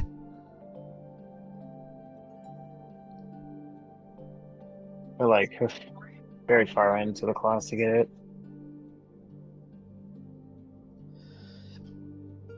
So that means that, let's see. Eldritch Knights, Arcane Tricksters, Paladins, Rangers, Sorcerers, and Warlocks cannot ritual cast. So Rangers can, though, right? No, Rangers cannot. Rangers can? Okay, they're not. However, if you've got somebody that's a multi-class, he would be able to, so this is a bit of a, makes it a little complicated. let's say he picks as one of his ranger spells a spell that's also on the cleric spell list, and he is a high enough level to cast that ranger spell as a cleric, if that makes sense. So, for example, I can't actually think of a spell at the moment that would fit, but let's say it's a first level, ranger spell that is also on the cleric spell list, and he's a high enough level cleric to cast first level spells, then he could technically ritual cast that ranger spell. If that's not making your head hurt trying to understand what I'm talking about. Ugh. Like, I can cast it. I'm a ranger, but I can cast it as a cleric, but using my ranger's cleric abilities. And okay, so better example. Let's say it's a second level spell, right? And as a cleric, when you hit third level as a cleric, you get second level spells. And let's say you have more levels in a ranger, so you already have second level ranger spells, right? And you know the spell as a ranger, but the spell is also on the cleric spell list. But it's not a cleric spell for you, it's a ranger spell for you, right? I realize I'm probably explaining this in a very complicated manner, but anyway, it's a ranger spell for you, but it's also on the cleric spell list. Well, then technically, using your cleric spellcasting feature, you can ritual cast your ranger spell. Technically. And I realize that's a giant headache to think about, but it works that way. No, I think that's right. So did you hear all of what I was explaining? Let's, like, if you were to know, like, a second level, let's... If you're able to do ritual spells, and you have a ritual spell, you can do it. Not necessarily, because you can only ritual cast spells of a level that the class that you are a ritual caster in would be able to do so. So, for example, just because you know third level spells from another class, if that other class isn't a ritual caster, and as a cleric you are a ritual caster, but as a cleric you can only cast up to second level cleric spells, technically you would not be able to ritual cast your third level spells, but you could your second level spells. Yeah. And this is when multi-classing gets complicated in D&D. I wouldn't even have thought to be that, strict on it. It's like if someone was a ritual caster and have a ritual spell, I would say go for it. But I didn't know that ruling for it. Let's say you're a 19th level sorcerer who is not a ritual casting class and a first level cleric. Just because you have one level in cleric who can ritual cast spells, that doesn't mean you can now ritual cast your 6th level spells that you know. You could ritual cast your first level spells, provided that those first level spells are also on the cleric spell list. Yeah. Yeah, makes sense.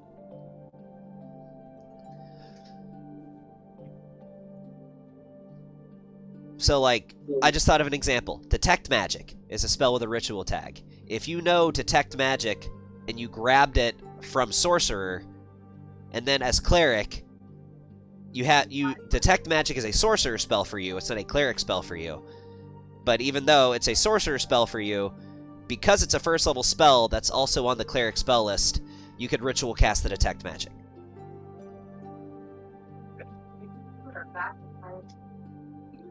And I realize that sounds complicated as hell and is headache-inducing, but... It's not that bad.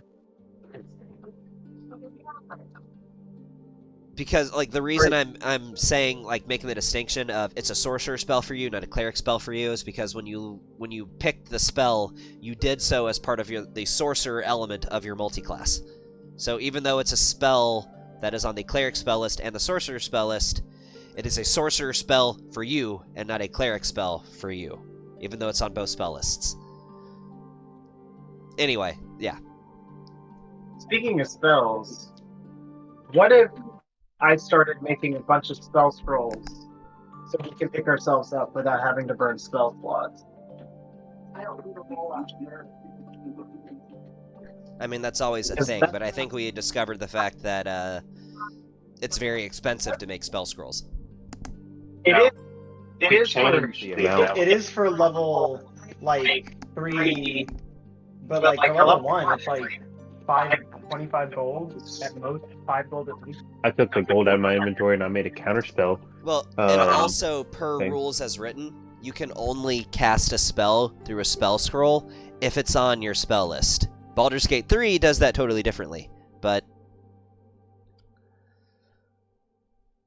yeah, according to rules you as should be written, able to no, that doesn't even make sense because you should be able to use a spell scroll like a wizard uses able to use if it's on your spell like for known as a example, wizard. as a wizard, I could not use a spell scroll for Guiding Bolt because Guiding Bolt is a cleric spell; it's not a wizard spell. Yeah, but like you could use something like Fireball even though you don't have Fireball on your spellbook. Yes, like if as a sorcerer, if a sorcerer had a spell scroll for Fireball, they could use it because it's on the sorcerer spell list.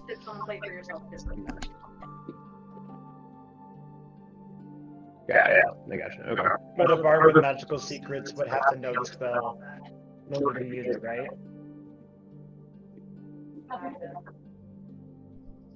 Are we? See, that's interesting because I don't know actually in that instance.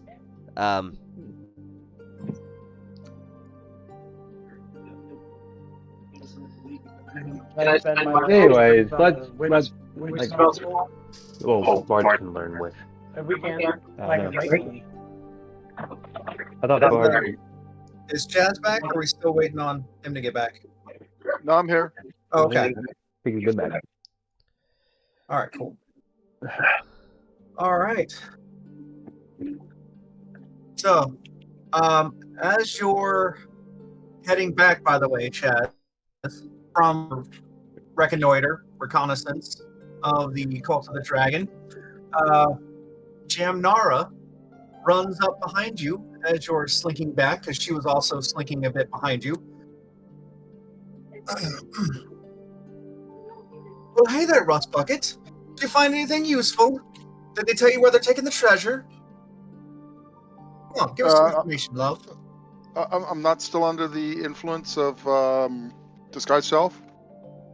You are, but she saw you. She was also... You were following them, and she was following you when following them. Oh, so she would have like seen him change shape. Yeah, she's also stealthy.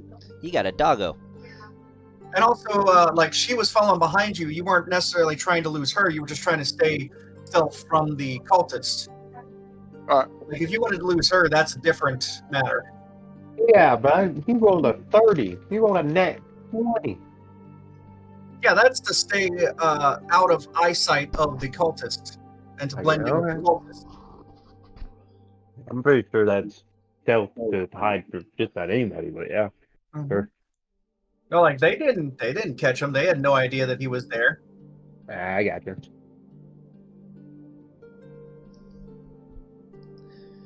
Do you say anything back to what is it? Jamna? Yeah, Jamna.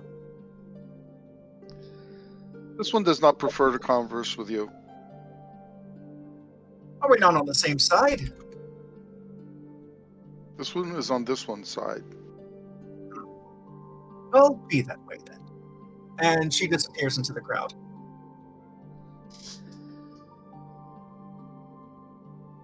All right, so you head back to regroup.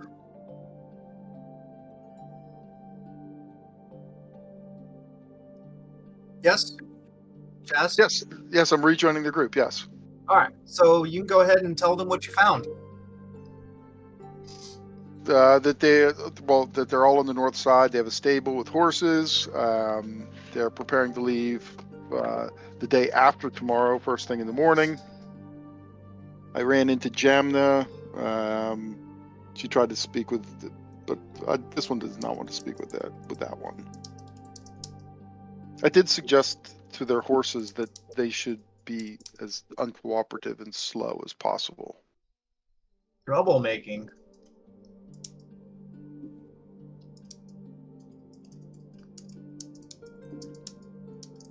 All right.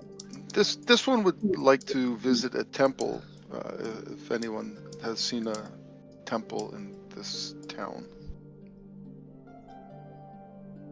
Let's see. Anyone who would like to, or actually I should say anyone who's proficient, go ahead and roll a history check. Let's Saloon see. temple specifically, obviously, or maybe not obviously. Well, I'm not proficient. I got a good bonus to it, but I'm not proficient. And what do you want? What is it? It is a history check. I am not proficient in history. All right. Luckily, apparently, Ragnarvalder is. And Ragnarvalder, you are. Oh, familiar- yeah, you are half proficient. So, Yeah. I mean, what Just do you as a count a half bard. proficiency too? Yeah, I would say. I mean, Okay. it's better than Okay. nothing. Can I make Like, one too, or no? Do you have proficiency or something? I don't. Have you ever been to Waterdeep? You know, I never said that I have. I've spent quite a lot of time in Baldur's Gate, but no, I don't think I've been to Waterdeep. Nothing in my backstory says I All have. It would be a higher DC, like you mentioned, but you could try to make an Arcana check. Arcana. Actually, sorry, religion check. Okay. Sure. I am proficient in religion. How did I never realize I was proficient in religion? Okay. Let's see here. Apparently, I don't know shit about religion. I thought I did, but I guess I don't. However, Ragnarvalder is a well-traveled individual that has been to many different places, including probably Waterdeep, and has at least heard of all the temples that are in the Sea Ward, including one devoted to a saloon called the House of the Moon.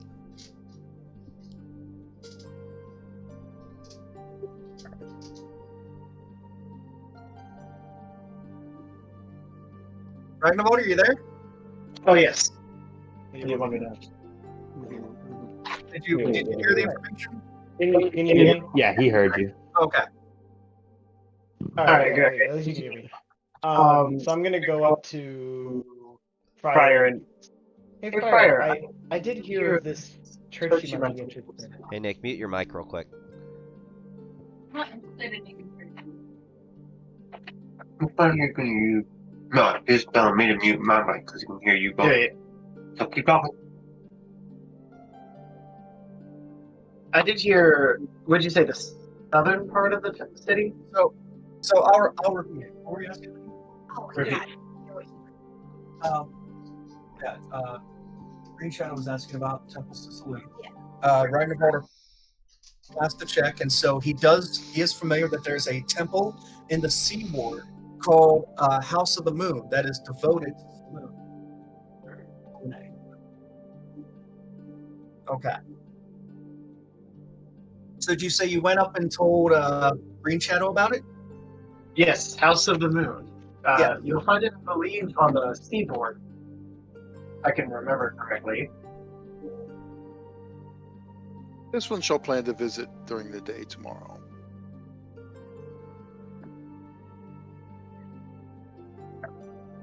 We also gotta find it. A way to get our stag friend back to the way he is. That is true. Yes, yes. It is. I almost forgot that he was traveling with you. I'm being a bad DM and forgot that. The guy who was a stag, the elf that was a stag and needs to get cured of the curse, he's actually right now in stag form because he's not in his little safe area. All right. So, are you guys? You could head there tonight if you want to. Yeah, sure. Let's get Oh. this knocked out. Yes. How many spell slots did you use, by the way, Green Shadow? Because I was going to long rest you, but if you are going there, then you can definitely have those spells used. I used 2 disguise selves. So are they and- second level?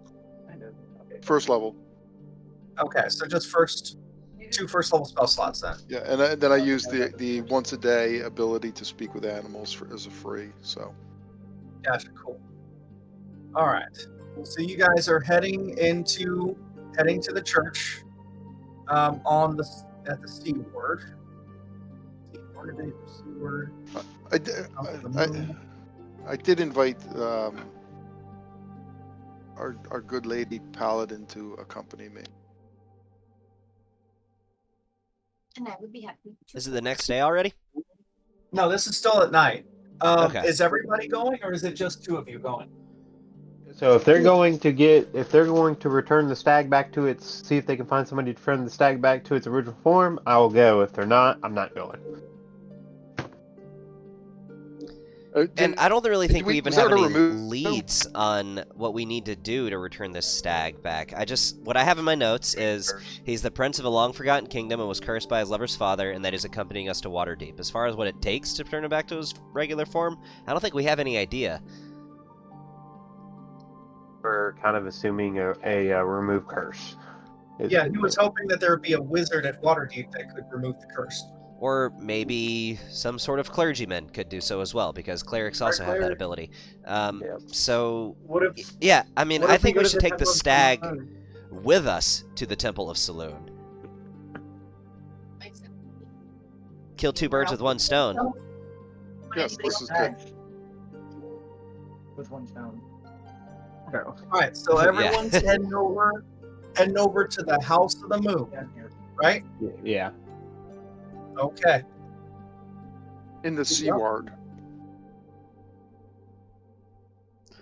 You guys are either going to regret that or not going to regret that. We'll see. That's awesome. That's perfect. You guys are going to the temple. That's the way of life, isn't it? That is exactly the way of life. Yeah, but that also kind of means that we have to parade a golden stag through the streets of Waterdeep on the way over there. Strange sounds emanating. All right. As you enter the temple, it looks pretty much empty and abandoned. Normally there would be like several different clergymen there. There's, maybe even a couple patrons praying before bedtime. There's no one there except for one man who is running around frantically, boarding up the windows and just muttering to himself and looks scared to death. Again, not trying to alarm him, so I'm not drawing a weapon, but I certainly have my hand resting on my scabbard. So, you seem quite disheveled. Is everything alright? Oh, he jumps almost like out of his skin for a moment and then sees that it's, you and not something else. And it's like, oh, you scared me. You shouldn't be here. It's not safe. You can tell that he is tired, shaky, and sweating. What's not safe about it? Something has been sent after me. It has haunted my dreams, and I believe that it is coming tonight. Something terrifying with decaying flesh and gnashing teeth is coming for me. I have prayed to my god, Saloon, that she send a champion to save me from this horror. I don't know. Perhaps you are the ones that were sent here to thwart this impending evil. Otherwise, I have nothing but my faith to protect me. I've already sent everyone away for their safety. First, do you have remove curse? I believe that if I was well rested, I could perhaps cast remove curse. Well, you're Perhaps, lucky that or two among us are devotees of this saloon. I am not one of those, but they are, and I point to the two obvious ones. Then you would help to fight what is coming. This one will champion your safety. Well, certainly, if you offer Wraps his to. amulet around his neck and says, I don't have much to offer you, but I could give you this if you were able to save my life tonight. Tell me more of the creature that haunts you. I don't know. I haven't seen it clearly. I just know that it's coming. Well, I just like a good fight, so I'm certainly willing to offer my services. The whole way up here is the hour. Oh, that's He is very, very grateful for the help, but he is also still very flustered and scared and trying to fortify and prepare as best he can. He obviously is Forgive me, sir. old, elderly, You never- elderly does not know how to fight. What's that? Forgive me, sir. You never told us your name. Oh, I am Janik Calix. And as he says that, he pulls back his hood, and you will recognize some tattoos that will identify him as a Thayan. Janik, how do you say his spell his last name? Oh, sorry, I'll type it in. Okay. As he walks past me, hypnotic gaze. No, I'm just playing. So, I mean, Well, I we would know calmed the fact down. that, like, just because somebody is a Thayan, that doesn't necessarily mean that they're an evil person.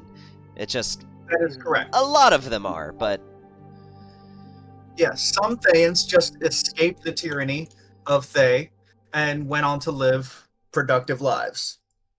My one request, if we are to be your guardians, is to tie your ass up. what are you getting on, my brother? The beast that he is having in his dreams could be himself. Tie him up.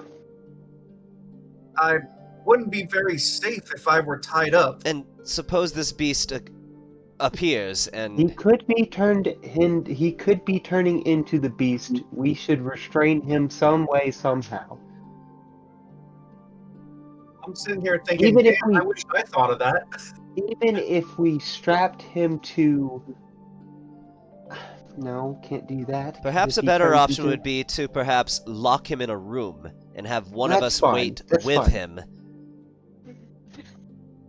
That is fine. Somehow, some way, we need to restrain him or put him somewhere where he can't get out because he could be turning into this beast. I propose we lock him in a room, have one of us wait with him.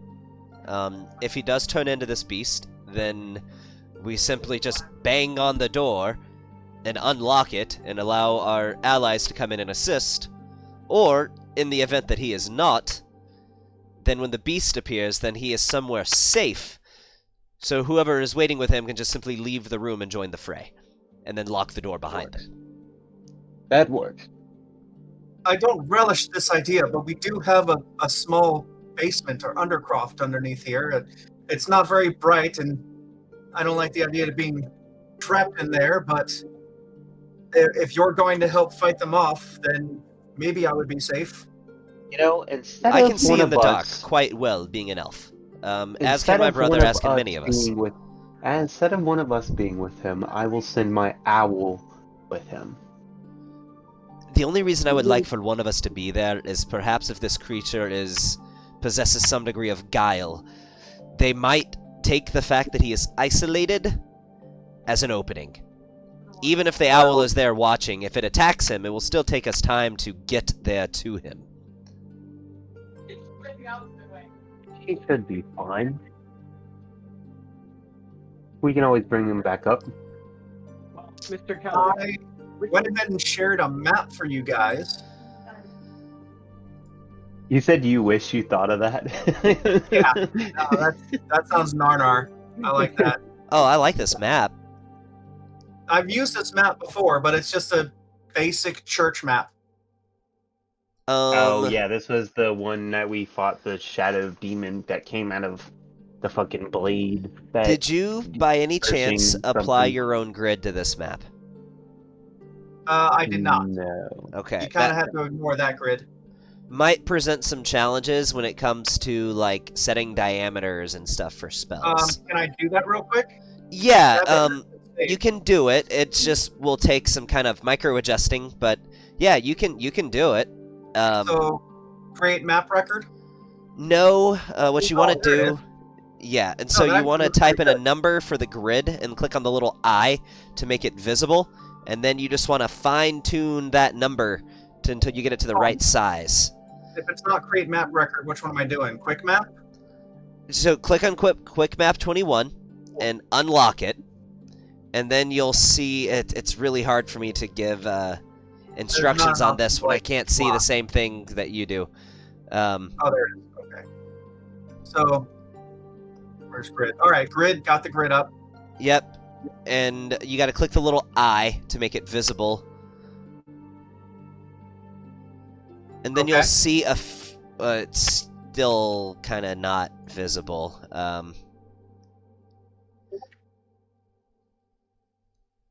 We haven't changed anything yet. I don't Okay. even see our player tokens anymore. Yeah, You that can kind of see disappeared the line. too. Well, now it's quick map 22. There. Now I still have to adjust it though. Oh, yes, yes, you got it. So what you're going to do is you're going to look at those numbers that are next to it. Your grid right now is too big. So tell me what the number says. 50-50. Try 35. Okay, that's much closer. Try 34. Let's see. Is that 34? Yeah. I Try think that's too 30. small. No, now what you need to do is... No, 34 is going to be it. You're going to see little arrows that you can use to budge the grid, to, like, move it slightly. There you go. He's doing it. He's doing Yep. And turn it back to 34, because that still It is. looks It's like... on Okay. 34. Then it might need to go down to 33. Keep nudging it. Or actually, I think... Never mind. I think you were okay at 34.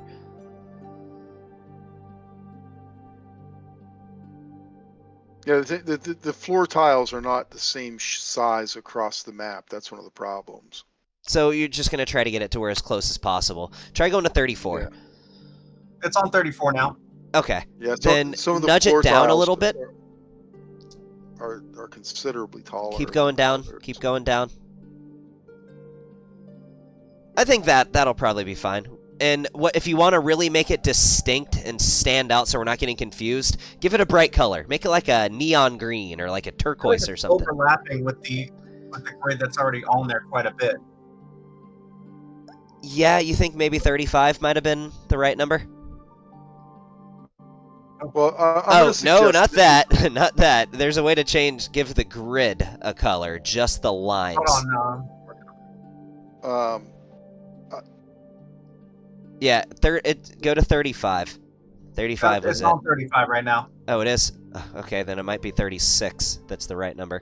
I actually think this is way too small because that's showing the cushions on the pews as being about 7.5 feet deep from the back of the seat to the bend of the cushion. Okay, keep going over. How the map's laid out. It's something probably you're just done. Yeah. Yeah, so even 35 might be a little too small. My advice, get it somewhere close, and then just give the grid a bright color to make it stand out from the floor. Yeah, I think the floor is not a grid. I think it is just Uneven. No, Yeah. I think it's flavor. It's just flavor. It's like the flooring. It's like it's just tiles. Yeah. Yeah. Okay, so Okay, my we'll do advice that. to make it less confusing with the lines on the ground, though, is just perfect. There you go. Perfect. Yep, perfect. Give it a color that stands out. All right.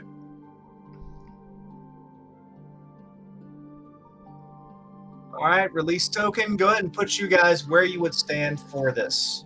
Who's waiting with him? Who's waiting with him in the Undercroft? Al is, or whatever it is that he's got. I personally That's what I feel would prefer. I would suggest Freya, aren't you the one who has the best observational skills? This one has a Where fairly is good the- perception And Where are is you the able to see well in the under dark? area? to a great distance. Okay, then I believe that you would probably be the best candidate to wait with him. In my opinion. Of course, you are your own man. I cannot tell you that is what you should do. But it's my suggestion. This one has great advantages on the first round of combat. So you agreeing with me? If this one misses first round of combat, this one loses advantages.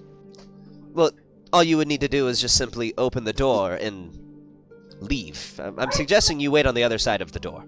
So that way you have to do is just... Because it's an interact... Speaking, metagame thumb. It's an interact with object to open a door. So you could All still do that and then pass through the door as you're, and then not miss out on your turn. Then you just like take a couple bow shots. He would be over here if he was doing that, like down in the basement there, down the stairs. Yeah.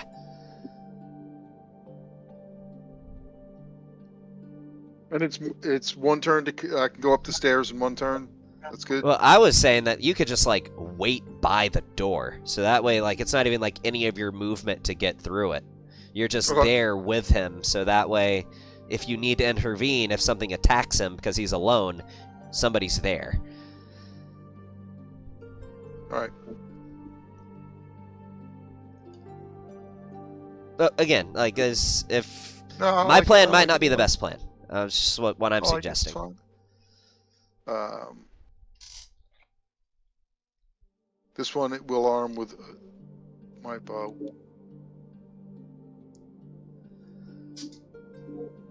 I would say the doors are all locked up and everything like that.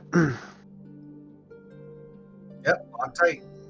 I would say where I probably this- would be, because let's be honest, Sano's not much for religious institutions, right? Like there's a certain gods that he acknowledges, but I would probably not think anything of lighting up a cigarette and smoking in a church. So I'd probably just be sitting in this bench by the door, cigarette in my mouth, and yeah. This is like a home alone situation, and he opens the door and just knocks your shit out. The good lady Yeah, Dahlia yeah. has advantage on her stealth roll. Oh, so They're she on gets to make it with a initiative. straight roll. Initiative roll. Initiative, I'm okay. sorry, initiative. I'm just kind of sitting in the pew, waiting for something to happen. Kind of still on alert. My owl would be outside, surveying. Actually, you know what? I will be looking through my owl's eyes, surveying the door. Honey, are you good where you're at? So your owl would be outside? Outside, sitting, perched up on top of the church, looking down at the front door. Before finalizing these positions, this is the only entrance to this church. By looking at the map, that's what it appears. Other than, like, windows and stuff, I would assume. Yeah. I mean, that's what it is looks that, like. Is that accurately? There's pretty much just one entrance to this church? I don't think he has headset on. Oh, okay. I think he's working on something with Amelia.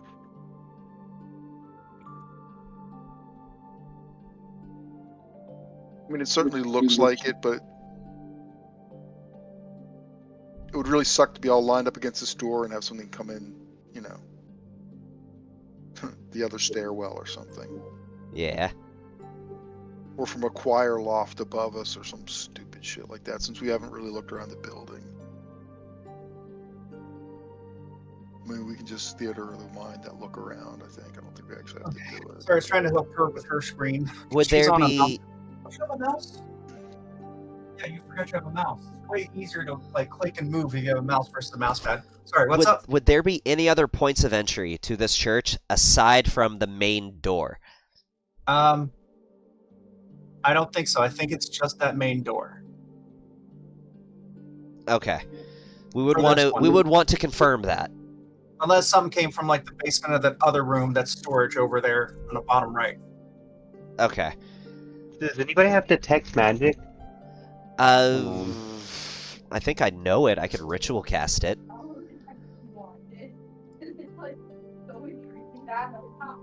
Yeah, I mean, I don't have it prepared, but I could ritual cast it. Yeah, Which I think- ritual cast it. Yeah, I'll do that. I'm gonna just...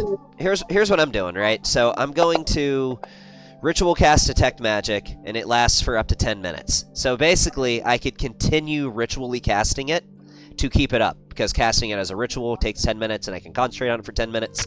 So I'm just gonna keep up detect magic. And I'm gonna use my action every turn to aura ping my detect magic. So every 6 seconds, I'm pinging like a sonar wave going off on a radar screen. Like, So if he's walking around, does he see any of these statues ping off magically or no? Is there anything in this building that's right here that's magical? He can't even hear us. can you hear it? I think you can. I can hear you. I'm doing Oh, okay. some stuff while you guys are getting ready. You said you cast Detect Magic, right? Yep. So what I'm doing is I'm ritually casting it, and then I'm concentrating on it for 10 minutes. But when I start concentrating on it, I'm already ritually casting it again. So that way it stays up. And then I'm using my action every 6 seconds to set off the visual cue effect of Detect Magic. Okay. You don't really see anything magical in this church at the moment. So since you're not seeing anything magical, are you guys just kind of chilling? Yeah, after I've done the rounds, I would just sit where my character token is at, and I'm just smoking a cigarette. You're not. You wouldn't want to smoke one up in the church. I said what I said. I'm smoking a cigarette. So my owl is outside on top of the church, looking down on at the front door. All right. Kind of surveying it to see if anything's coming. Oh, the owl is looking down on the front door. Yeah, like looking out in front of the church. Yes, I am seeing through the owl. All right. Something tells me that was a good move. You're going to see a army of undead coming towards the church. Okay. That means we get a moment to prepare. We do. All right. Somebody open that damn door and let me Fireball just that fireball the shit out. That's what I'm saying. Let me just open up that front door and let me just fireball the shit out of that army. Bonus action, How far are they Blade away? Song, and I'm going to prepare. I'm going to go ahead and cast Fireball now as an action, and I am going to stand right here, and I'm just gonna say, Dahlia, open the door, and I'm gonna be holding Fireball, and I'm gonna launch that bitch when that door opens. She does not quite get a chance to open the door. You are able to do what? Cast Blade Song, you said? Yep, I'm blade singing, and Fireball is prepared, and I'm holding it for when I see some motherfuckers. Can I stand right here, please? You want her to go up and open the door? Do you want to go up and open the door? Well, now I think that might be a bad idea. Well, I'm still seeing through the owl's eyes, but how close is the army? Is it like on us? If we don't think she'll have time to open the door in time before they get there, then no. She doesn't have time to open the door before you hear thunderous footsteps, and the entire door is reduced to splinters as a ogre zombie busts through the door. And there's another army of undead with them, right? Yes, there's more undead with them. Can you place them? Place first the ogre zombie is going to be on here. And busting through the door. You were holding a fireball too, weren't you? I was trying. I was going to. All right. So in the preparation round, could I have cast protection from good on myself? Good and evil.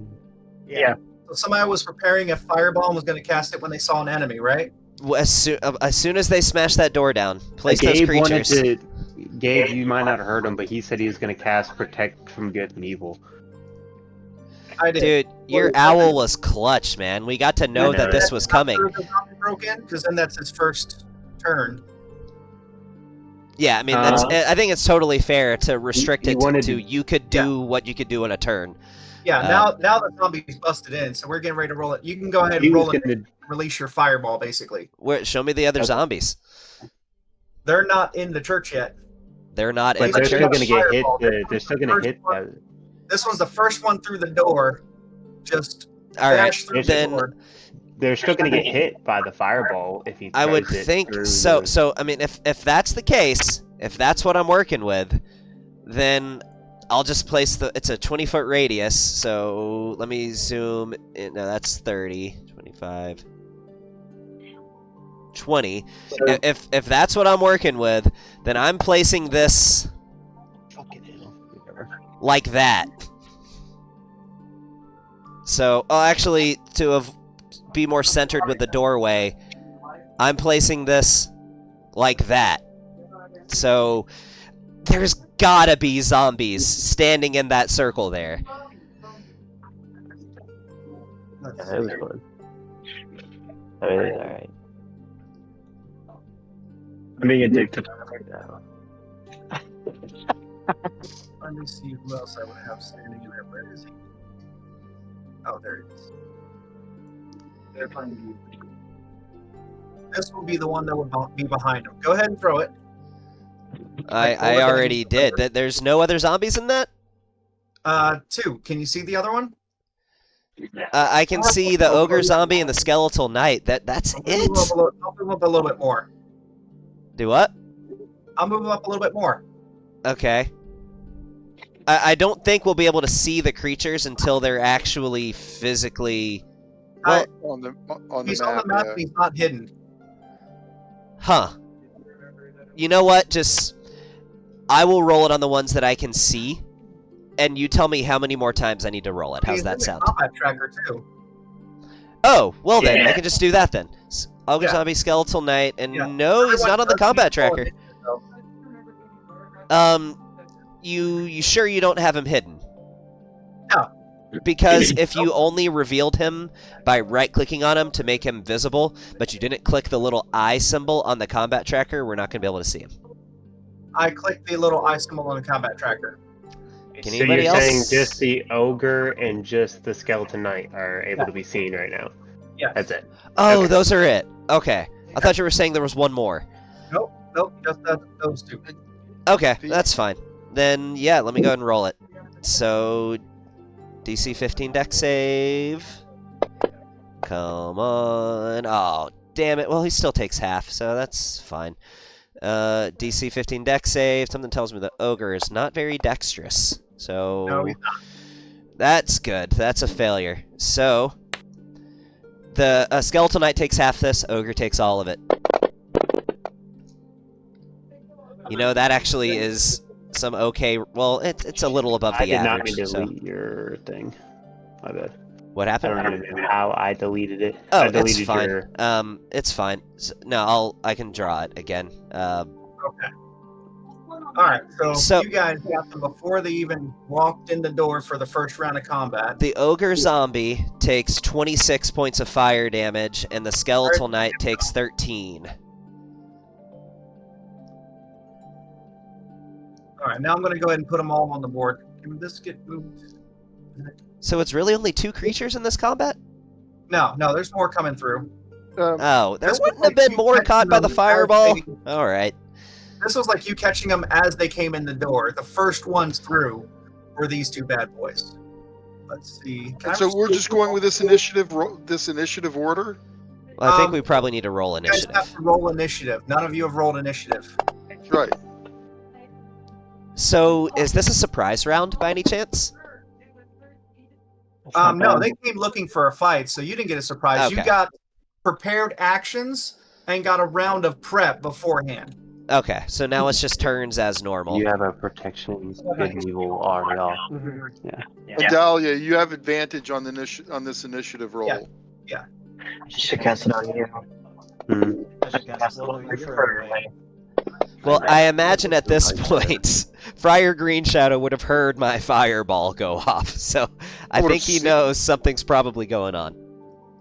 I would have seen it, I think. Well, you were on the other side of a door, but Hey, if we got a spell at the beginning of that, I would kind of like to cast webs at the door, but yeah, that's fine. It's burned Oh, up yeah, now. yeah. It's That's already right. good. Different music, guys. All good. all right, let me I'm get ready. some music changed. Something undeady. Which, by the way, these things aren't having any issue entering a church. This is technically hallowed ground. They don't seem to be. Uh-oh. Weird. 7, 6.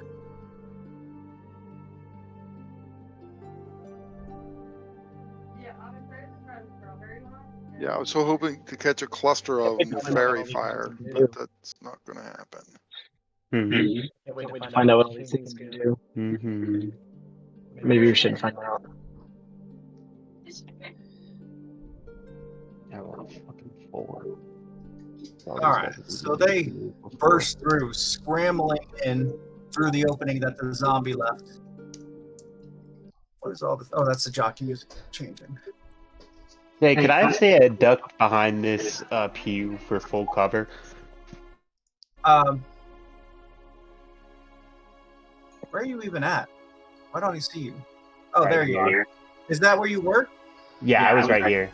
Okay. I would like to duck behind the pew for full cover. I wouldn't say it'd be full cover, but maybe like half cover. I'd give you half cover there. It's basically like a bench. Okay. So like ranged attack, you probably. Well, pews are pretty big. I mean, you can hide behind a set of pews. But yeah, it's fine. Gotta say, I'm digging this music that I just picked. Does sound good. All right, so everyone's rolled initiative, right? Oh wait, I'm guilty, and then I didn't have Mr. Reginald.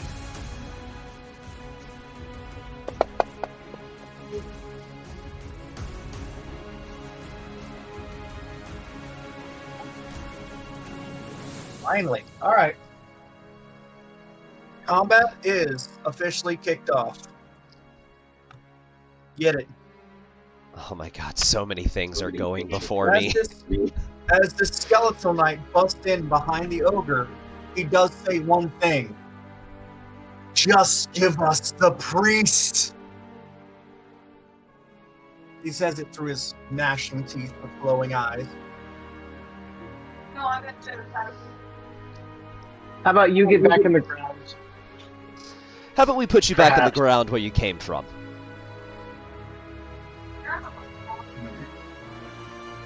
All right, Chaz, are you there? Yeah. Okay, it's your turn. I will drop my bow, interact. I can interact with 2 items because of dual wielder, and go back to dual wielding, bumping my AC back up.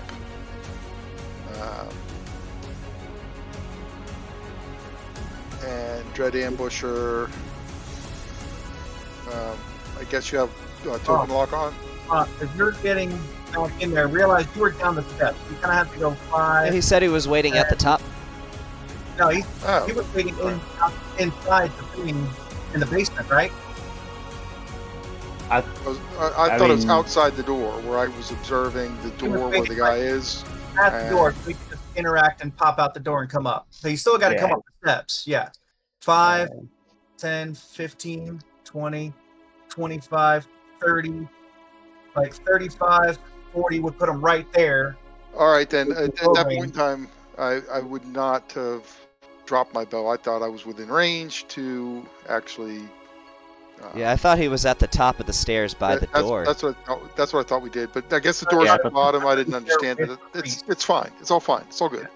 It's all good. So yeah, that was 40. I got 10 extra movement, so that's it. I'm done there. And if you have Zephyr Strike, does that give you extra movement? It does, but I don't want to burn the Zephyr Strike on the first round of combat. Gotcha.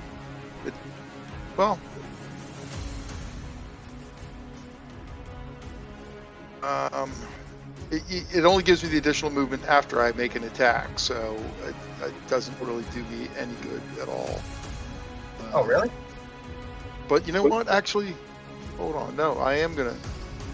I thought it worked a little bit differently from that.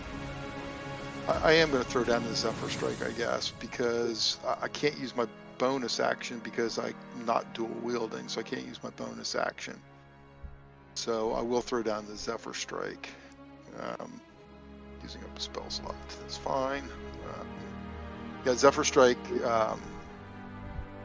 Basically, I don't get opportunity attacks, but once I get to make an extra attack, and whether I hit or miss, my speed increases. to 30. So,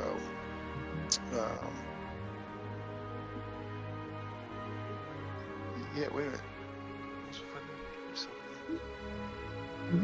I mean, there's either that or other stuff like Fairy Fire or Hunter's Mark.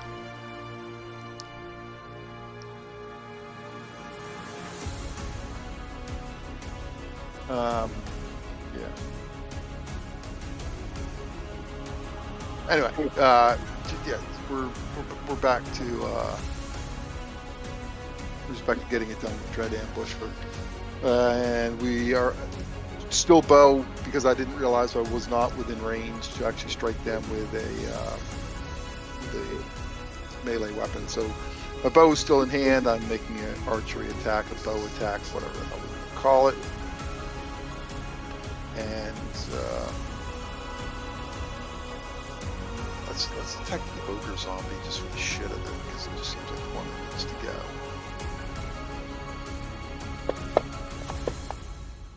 Oh my god. Oh. Do you have inspiration at all? I'm gonna burn that. I'm gonna burn the inspiration and throw that again. That's fair.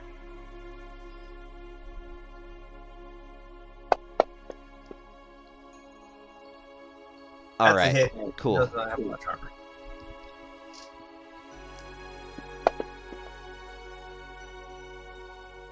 And then Dread Ambusher lets me take an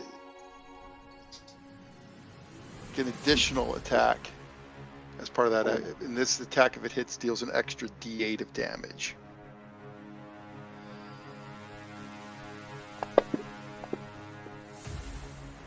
Awesome.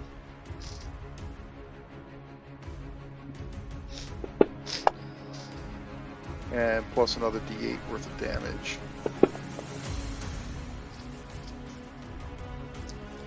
And I cast his bonus action.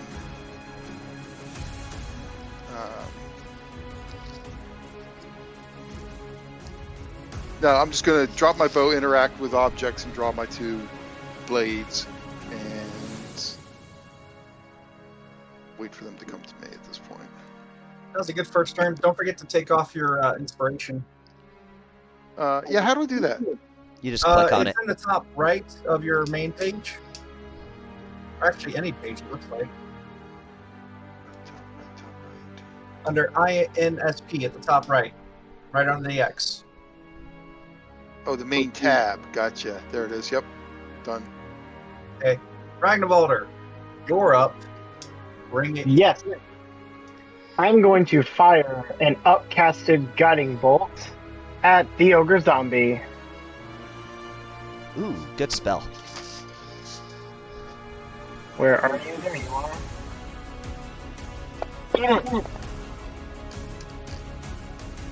That hits dead on. 11 hits. Yeah. He's not armored. He's a big fat dude. And he's Oh, you guys are he's putting beautiful. the screws to this freaking ogre zombie. I thought he was going to last a little bit longer. It's somebody. Alright. And then bonus action, I'm going to throw inspiration on Sando, because he needs to help with hitting things. And then I'm going to move 5, 10, 15, 20, and get behind the pew right. Not right there where I went. I'm going to move right here. And hit the deck. Yes. And that ends my turn. He cast Guiding Bolt on the ogre. Hit him too. Yeah, so the Even though next it's- attack roll against the ogre has advantage. So the next attack roll against the ogre gets advantage. Yeah. It was 20 damage. Holy shit. Yeah, that was a really good roll, man. You had three Three fives out of fives. that and a 4. Damn. Alright, your turn? Yeah, he said he ended it there. Yeah, the average damage of Guiding Bolt is 16. So you did a little bit more.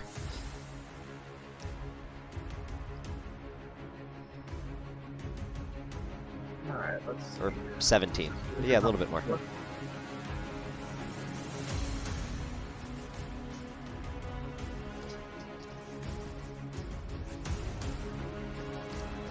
This one's gonna move 30, not quite in range to get over there. They can always dash. Harley. Oh, there's oh, never mind. Oh, look up here. Look up here. Oh, you're a good girl. I thought she ate that thing earlier. Like she was crunching. No, she literally brought it to her bed so she could munch on it late at night. Hey Lee, your bad guys, they could always dash.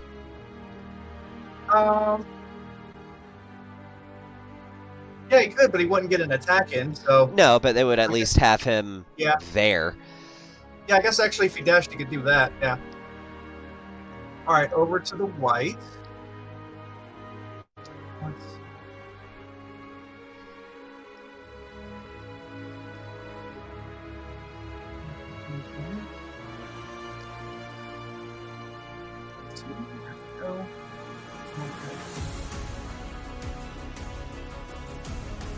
What is he doing?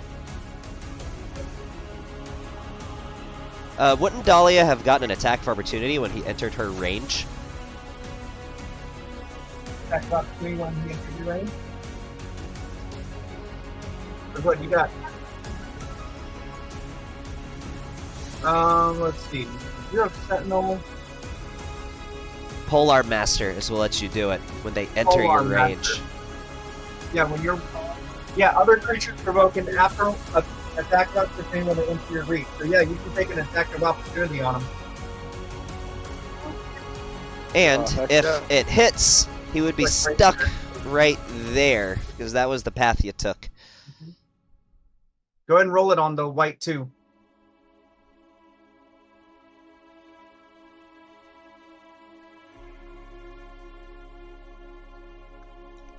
You want me to roll it, honey? Okay, I can't even see the thoughts. that's fine. I think we got to get you the mouse so that you can actually pull stuff up a little bit better. Didn't I get her a mouse? Yes. Yeah, she just doesn't have it out. And Oh my god. Okay. It's going Is great, this guys. flanking with the ogre or no? No, that would not be flanking with the ogre. All right. Well, let's see. If he was... technically, in order to flank with the ogre... Some would say that he could stand right there and flank with the ogre. Others would say he would have to be standing where Dahlia is. One miss. Oh, good. Man, he just hit a nat 20 on Percival. No, he didn't. Silvery barbs. All right. Right And there. I'm going to give advantage to, honestly, to myself in this instance. All right. That is the white's turn. It is over to Amelia. And that's my reaction out of the way. Mm-hmm.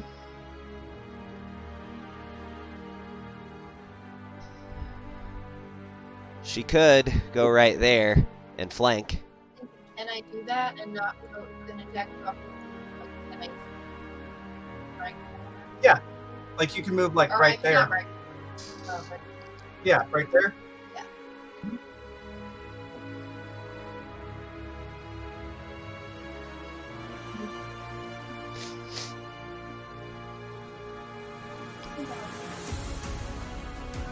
What do you want to do? You want to attack him? All right, I'll just start rolling your attacks if you want. There's a 2 on the first one. A 16 on the second one because it's always the blunt damage that hits. 4 and then what, 10 damage on white 2. And then one more attack on him. For 28, definitely hits. With the blade. With the blade. And is 14 damage on him. Oh, and your smites are going to be awesome for this fight, because they do extra damage to undead. Only damage you do an extra 1d8 to him if you do a smite. Oh. Does that mean you want to smite? Alright, I'll mark off a spell slot. So for a And first then- level slot, that'd be 3d8. Extra 9 damage on him. Okay, that's on. All right, is that your turn, honey? Okay. Over to the Skeletal Knight. Let's see. Skeletal Knight is going to gesture towards Wight 1 to head towards the wizard. You deal with him. And then he walks up to Which Thano and wizard? says, huh? I said, which wizard? He gestures towards Balthazar. Then Okay. he walks up to you and sneers in your face, saying, "You shouldn't have gotten in my way." And begins his attack. Oh, actually, with advantage. Sorry. I didn't mean to roll that. Well, that would still be a hit, but I still get another one because Ah, crap. I should have gone with advantage. All right, so 218. So that hit. Yeah, unfortunately it does. I could make it miss, but, well, actually, no, I couldn't. I don't have haste up yet. Even with a shield, that would hit.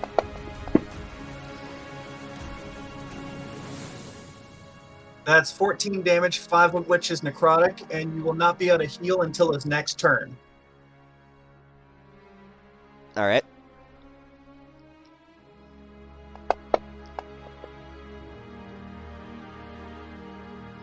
Oh, want to help me out? It's 11 damage. How you looking, buddy? Not great. I was kind of hoping somebody could do barbs.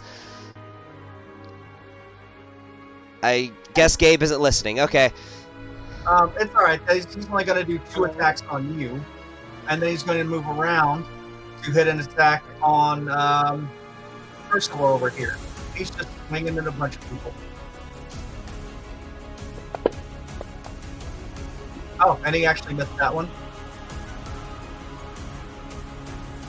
That's his turn. Over to Greater Zombie Faith, who's going to come over here and take a swing at Green Shadow. Wait, make a attack. Okay. Advantage.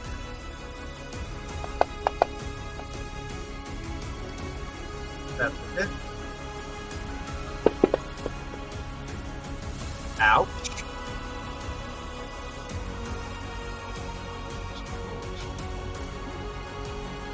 God damn.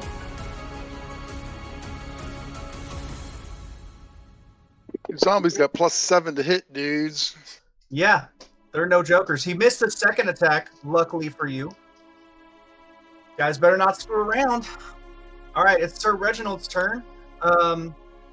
He seems a little bit panicked by the Skeletal Knight and actually tries to step away from him, taking an opportunity attack from the Skeletal Knight.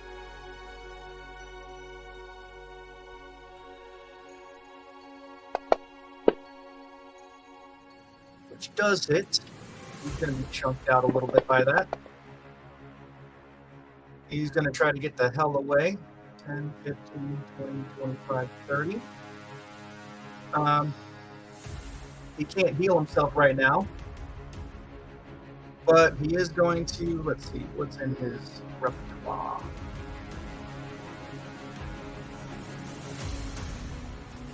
Actions.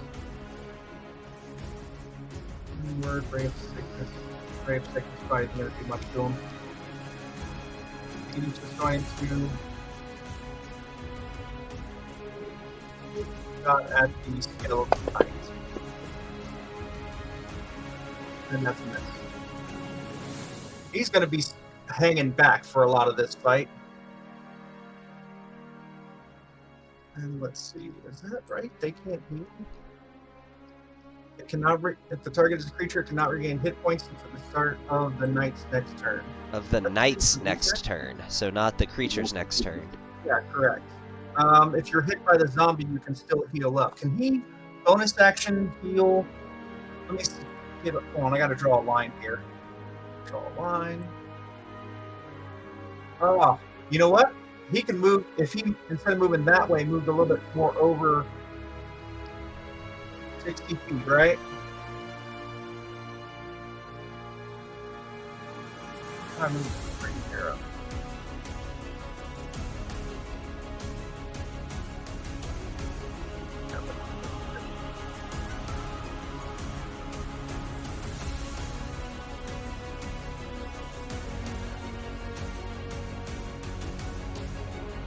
Alright, so if he went right here instead, you'll be able to cast the healing word on Prior Green Shadow. And so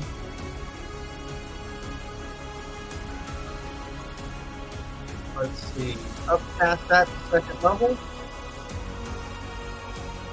And I'm going to hurt you and then turn around and heal you. There's some healing on you that Sir Percival does.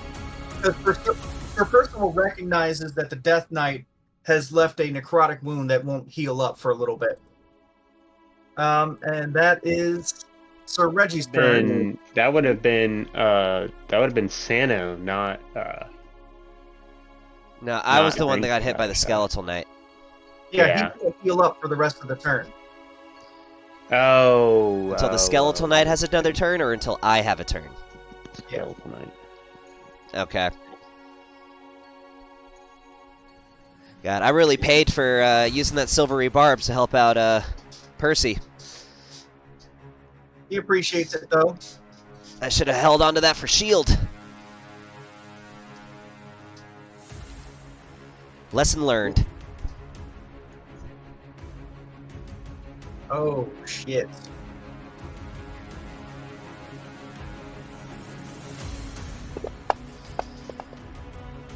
Ragnavalder, please. Somebody- Ragnavalder, please. Silvery Barb, where are you, Gabe? You better I was save about your to say horse. you wanted him to use that silvery barbs earlier. Exactly. I was waiting to a crit. Sorry about that. All right, yeah, you made the right judgment call. That was a smart play. All right, mark off that spell slot. We're gonna roll this again. That's 2 fucking crits. Does anyone want to use inspiration? I'll burn my inspiration. Take it. Okay, I roll less than 5 3 times in a row, and then an enemy rolls advantage 2 turns or rolls a All right, like a there we critical hit go. 2 turns in a row. That is first attack or his second attack? Let's see. He rolled a. I think that was no, the first. Yeah, you rolled a 20 and a nat 20.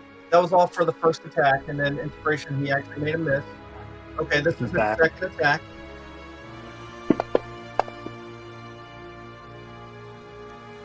I should not have burned that reaction for the silvery barbs. No. Yeah, that's it. Unless, did you have your reaction, Balthazar? I don't have silvery barbs prepared. You don't have it prepared?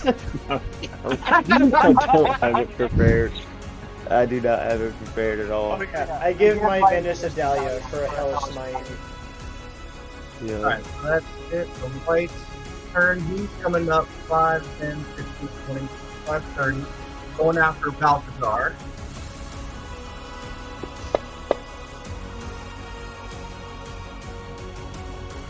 Yeah, that was like the worst mistake I've made the entire campaign, was using that silvery barbs. I'll shield that. I wish I could have said that. Okay. Yeah, I'm gonna First shield attack. that.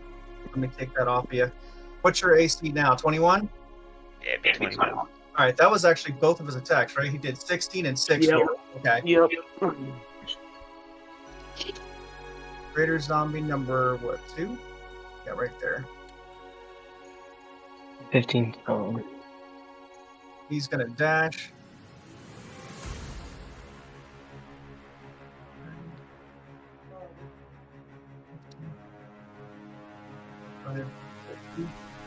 Okay, these are zombies. How do they know? Hey, let me flank. Like, these are zombies. These are non-intelligent creatures. The Skeletal Knight is leading them. Okay. That bad boy. Greater zombie 6.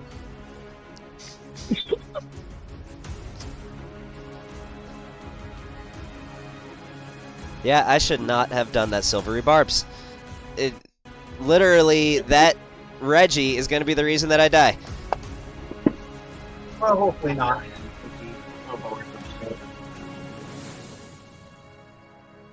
That hit with a 19? Yeah, I guess so. Well, yeah, it hit. I think it was hit with the 19, right? Yeah, Oh, that's a miss. Alright.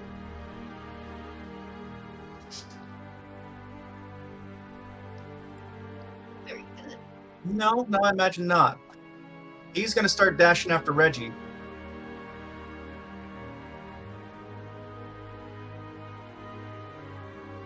All right, he used his dash to get in range on Reggie.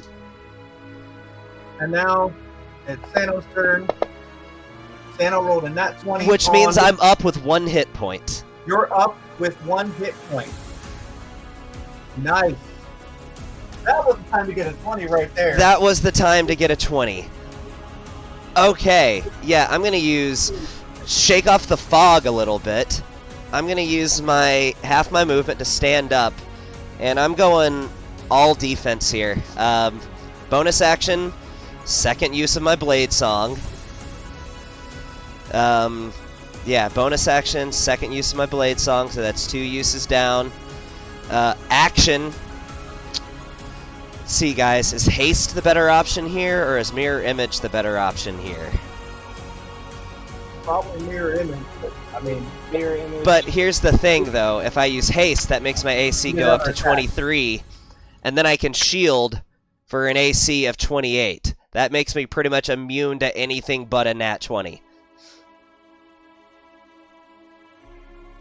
And you do have your And you guys could always use your reaction to bail me out if they roll a nat 20. I'm going with the option of where they have to get a nat 20 to hit me.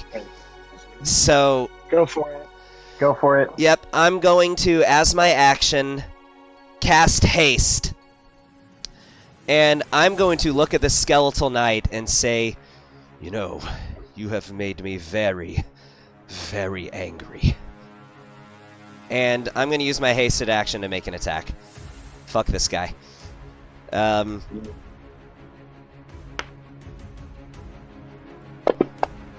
Why did it give... Oh, you got to take the prone thing off of me. Oh, sorry. You can re-roll that after I get you back up.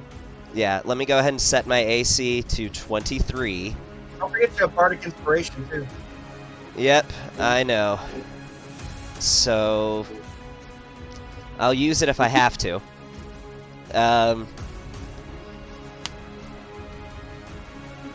Yeah, the nat 20 on that death saving throw was a really good time to, you know, add a little sweetness to the shit stew. So, alright. That hits. It's better than nothing. And I'm gonna stab him. This is just like the most vicious downward like murder stab that I've done. My AC is now 23, and I'm sorry guys, my reaction is for me. You're on your own. And yeah, that will be the end of my turn.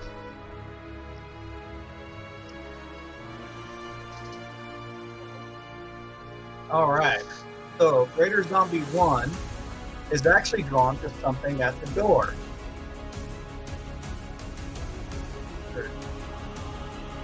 And then Greater Zombie 2 is also going out the door. Go ahead, Malthazar, it's your turn. You're surrounded, by the way. I realize that. Whatever. I'm going to use my telekinetic powers to pull my brother 5 feet close to me. I will intentionally fail it. So that would put me here. Right there. I will cast...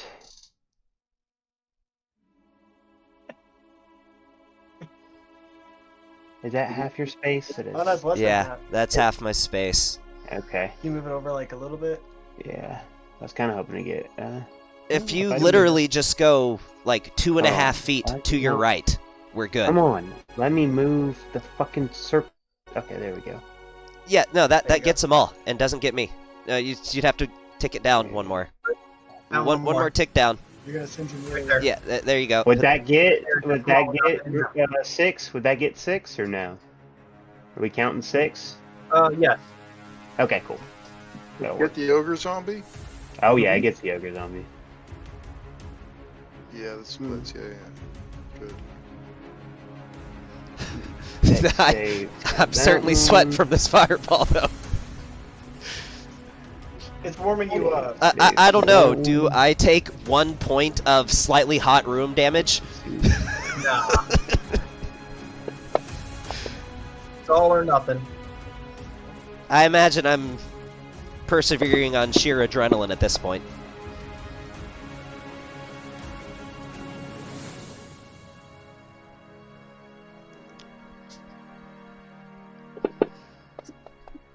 Oh, you rolled funny. Okay, Wow. so just the 2 zombies saved. Okay, and the rest No. take full damage. The rest take full damage. I'm dropping it in chat. You know what? I'm gonna drop it on the ogre. Then you can just apply the damage to the rest. So it's 1 less you do. Alrighty. 34. Alright, so that's 34 on the Skeletal Knight. A lot of 4, 5s, and 6s in that. Okay, that's 34 on Wight 2.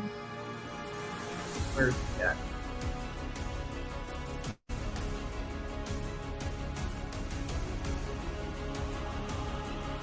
Oh, East Coast. Wight 2's gone.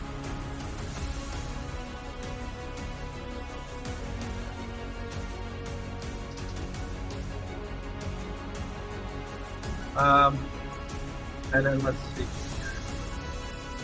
That's 18?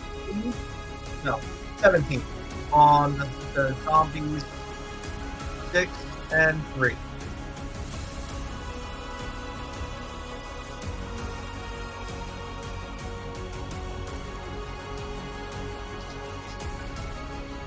All right. Is that your turn? I'm gonna use my movement. 5, 10, 15, 20, 25, 30. Yes. Move all the way there. Wait, Wouldn't that Did you provoke teleport? attack of opportunities? Yeah, it would. from both of them? Yeah, it would. Okay. Let's see. Greater Zombie 2, I guess. Honestly. I mean, you got an AC of 21, right? Like, they got to roll pretty good. It would be 21 because it wasn't be to the end of my turn. That shield would be. Okay, so that's still missing. I believe so. Read the rules for shield. Hold on, let me make sure. And you, in character, I'm going to be having a conversation with Balthazar after this fight about having freaking silvery barbs prepared. We can both teach him at the same time. An invisible barrier. Until the start of your next turn. Start of my next turn. I'm just gonna pop shield again, using my reaction. Alright, in that case, both of them miss.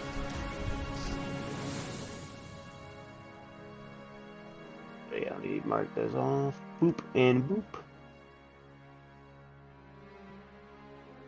Literally, shield and silvery barbs are the only 2 first-level spells I have prepared right now. Most of my stuff is defense.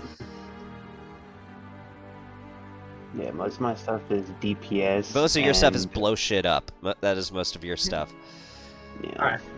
So that's your turn, right? Yeah, that'll be my turn. Okay. Ogre Zombie practically walks over top of you and goes after Dahlia. Sorry, honey. Well, he's one hit. You want me to drop him instead? I mean, realistically speaking, as non-biased as I can say, it would really be a matter of a random chance who the ogre zombie would attack, with being an unintelligent creature. I realize that is not beneficial to me, but...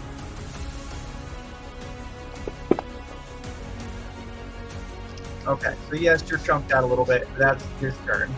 The alchemical homunculus. Is he even in this? Yeah, he's always staying right by. He doesn't even have an initiative, unless you just want to make it 1, so that way everything goes out of order, or in order. So, Did the same. but that, no, he's got his own initiative. Or no, Okay. sorry, he actually just follows the initiative of what's his face? But I always forget him. He's just at the top. Reggie. Yeah, Reggie. So he can give you temporary health. That's not healing. That's not healing. So It's not healing. You have 7 temporary health now. that might. I saved the homunculus for stuff like this. Now, guys, we're going into round 2. You know, those other 2 zombies were sort of distracted by what was going on down below. Hold on, I gotta pull them up. I Not personally below, would like if the we can go through outside. another round. Yeah, Is that yeah, basically okay? outside. What's that? Can we do another round of combat? I personally would like it if we could.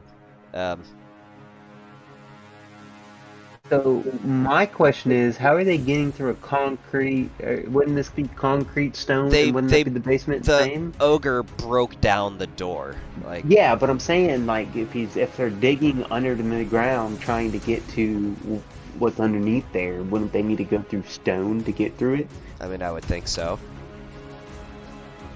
If that's what you're aiming at, We don't I know would what think he's they would have aiming to at. get stone.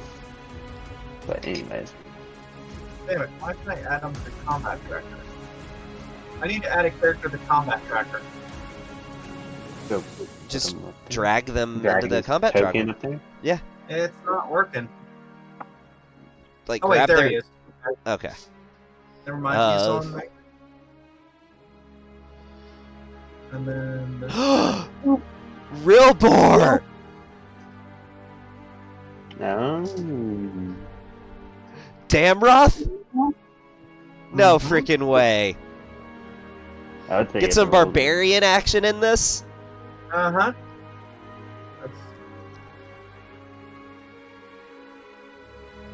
Now, if Genry's not with Damroth, I'm gonna be a little worried.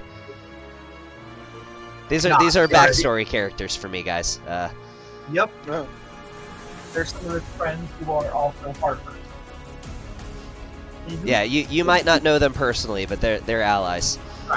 So before the next round starts, they are going to get their turn and roll initiative.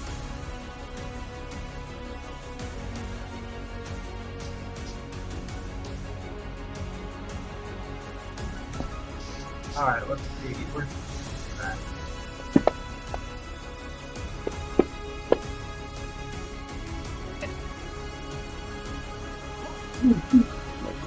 So can I describe them real quick? Yeah. So Damroth is basically like, he looks like your average like blonde-haired Viking. Dude's muscular as hell, human, but muscly as all get out. Like long-ass braided blonde beard, long blonde hair, wearing like black, just kind of unassuming clothing. But yeah, he's a straight-up barbarian. Looks like a whole-ass Viking. And Rilbor is just a dark-haired dwarf dude who's all clericy and stuff. I mean, you guys can picture that pretty easily, I think. Now let's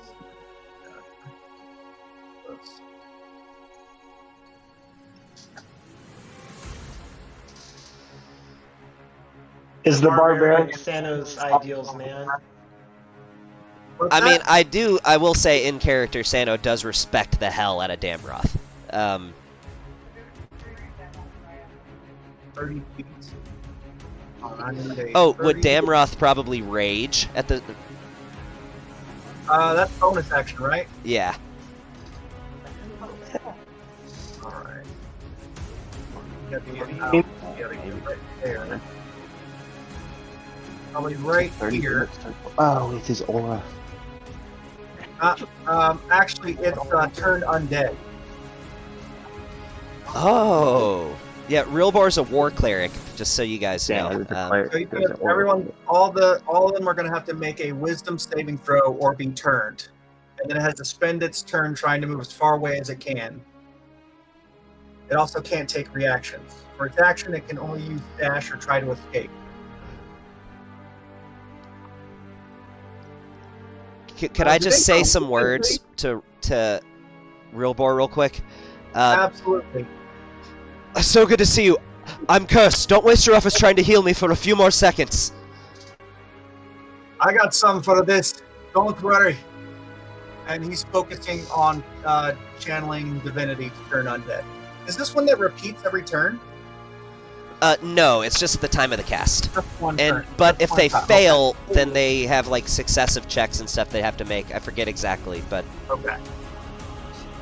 We'll drop it on him. Drop it Ah. on him.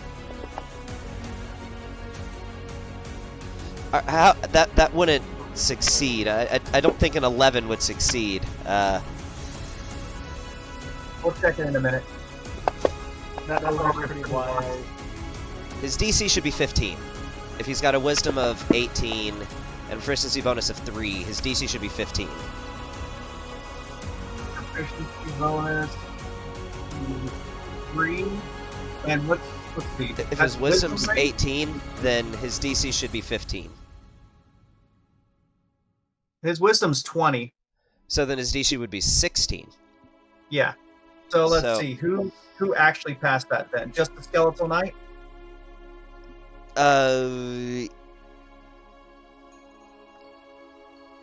Yeah, it looks like just the Skeletal Knight. Okay, so then all of them are going to spend their turn basically running. And I think that lasts for a while until they save. I think, but I don't have it in front of me, obviously. Let's see. It's 8 plus the wisdom plus the Proficiency, so it should be 16. yeah, 16. Yeah, that's right. Okay. So yeah, only the Skeletal Knight passed. So all of them are going to be using their turn to run away. And then actually, I forgot with him, with his raging, doesn't he get bonus damage? He does. I think it's something like 2 or 3 extra damage per attack. Yeah.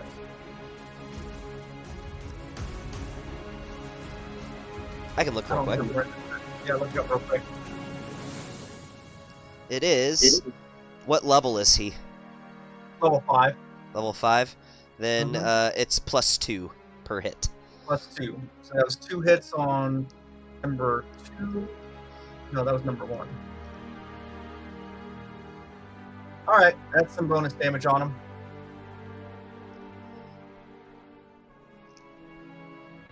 All right, that is over to Green Shadow's turn. And I will be invoking the Zephyr Strike ability, attacking this zone here. So he's going to take an additional D8, assuming I hit, and in either case I get an additional 30 movement. By the way the turn undead works, if the creature it's turned for 1 minute or until it takes any damage. Oh, okay. So don't hit the ones that are running away. So this is at advantage. It's this guy.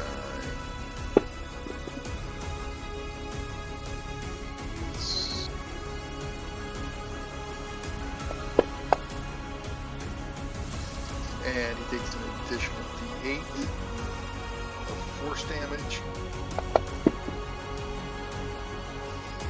So that's 7 damage on which one? Greater Zombie 8? 8, yes. Okay. Got it. And now my movement is buffed to 60. And all those guys are being chased away, so 10, 15, 20, whatever. I'm going to go get over here into a flanking position there. This newfound ally and make my second attack. Oh, sorry, I didn't approve that. There you go. Do it. It actually would have been slightly longer than that because I couldn't have run through the pew, but whatever. Yeah, it's with advantage. Yes. So with advantage.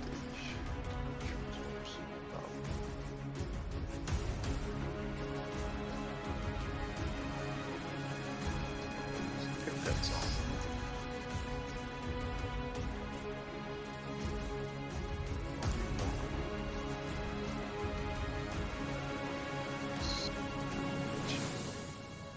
Why is it not letting me drop the die on zombie 1?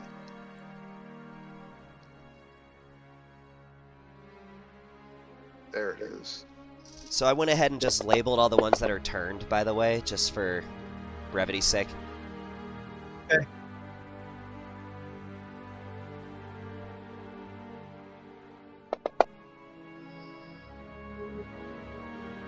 Well, that sucked. Don't forget you have the bonus magic spells on there, like adding radiant damage. Adds a D4. Sure. What the hell? I mean, it's a free effect as I read it. I think it's a free effect. But I can Yeah, it's a bonus action. It just stays that enchantment stays on your sword. Oh, it is a bonus action, so I can't. I just bonus action the Oh, attack. okay. Well, yeah, on your next turn you could. All right. So with that, I have attacked. I have moved. I have bonus action. I'll stay there flanking for that guy's sake.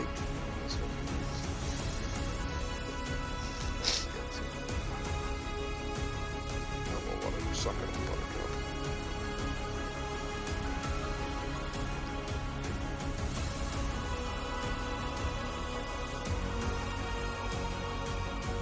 All right. All right, Ragnarvalder. Something special. Can I hit Skeleton Knight from where I am? What's that? He wants to know if he can hit Skeletal Knight where he's at. With from where with he's what? Wait. Before I'm gonna ask, Sando, are you still cursed? Yes. That's unfortunate. All All right then. For just I'm a few going more to- seconds until, basically, metagame thumb. I'm cursed until the Skeletal Knight has his turn. All right. Then I'll Sacred Flame. Flame, not the Sacred Flame. Guiding Bolt. Well, Skeleton Knight. Can I hit him from here? Or would I have to move? You're echoing. What are you shooting? He said he's shooting a sacred bolt Or at the guiding Skeletal bolt. Knight. He's wondering guiding bolt. He's wondering if he can hit him where he's at, or does he have to move? I mean, it's just a range thing, right? I mean, line of sight, I think is okay. At the very least, he could like stand up on like the edge of the like pew to get like a little slightly higher vantage point. Yeah, that'd be fine. I'm not gonna make it more complicated than it needs to be.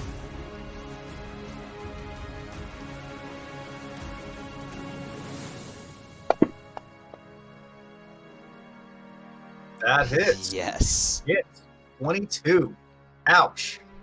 What's the damage? Oh. Those were some good damage rolls. That was good. Plus advantage on the next attack that hits him.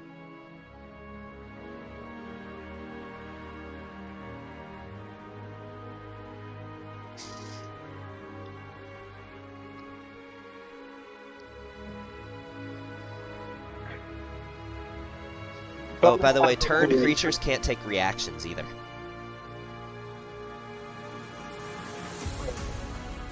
Yep. Is that your turn? You got anything else?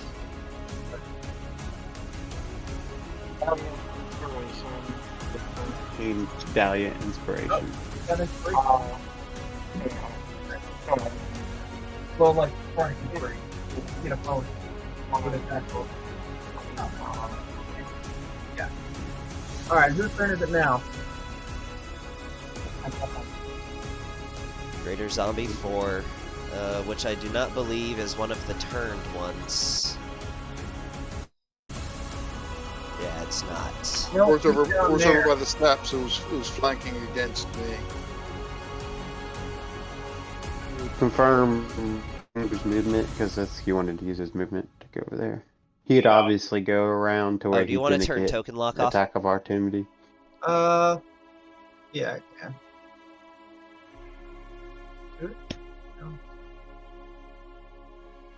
Alright. Would Zombie 4 go after the priest downstairs?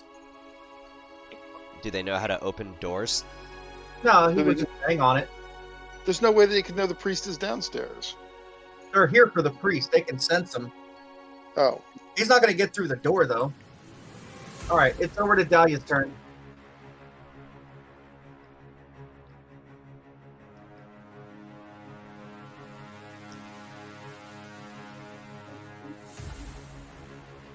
It would probably be the knight. Yeah, she got 7, advantage.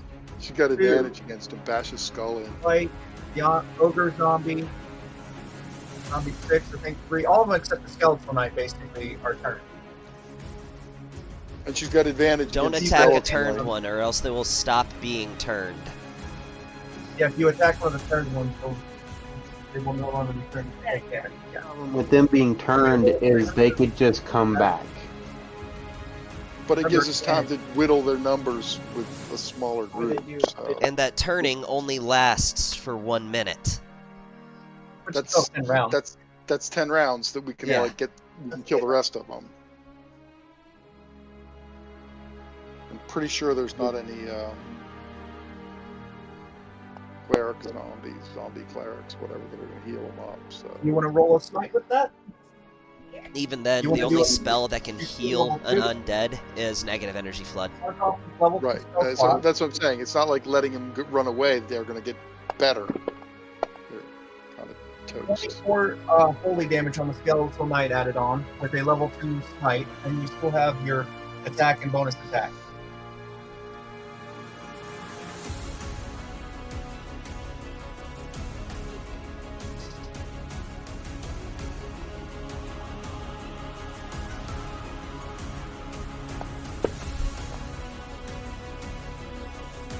You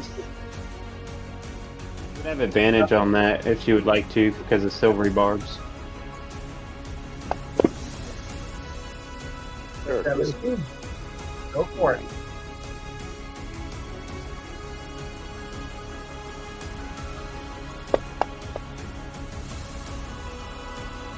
Damage. Did you want to smite on that one too, honey? Level 1 or level 2? He's looking pretty damaged. Like he's got some gashes through him, chunk missing out of his shoulder, jaws hanging off a little bit, but he's not down. He's still up. Two, because this guy must have crazy high. 17 additional damage. Let's see. Yes, he does have a lot of health. He really looks wounded after that last one, though. He doesn't have much left on him. That's crazy. This must be our biggest monster today. Mhm. Yes? I feel like the damage he's done has been the most as of yet. Well, I mean, the amount of damage That he's taken? Oh, no, I think. I don't know. I don't know. He's taking quite a bit of damage. Alright, he's going to take one swing at you with a flat roll. It's in that 20, honey. You can hit you in that 20. I'm sorry, honey. Oh, Does anybody have a silvery no. warp here? It's a new round. Zar, he's not. Ragnavold is not here, but he would silvery barbs that. Okay. Alright. Okay, honey. It'll be okay. That is Rerolling that it. dude's second nat 20. No, it's his third. It's That's his what I said, third. third, yeah. Third, okay. Yeah. So that one is a miss. He's now taking a swing at Sano. That one's a hit with 27. I am going to shield that. My AC is 28. He growls, disgruntled at the fact that he's missed both of you, and starts stepping away over here to go hit Rilborg.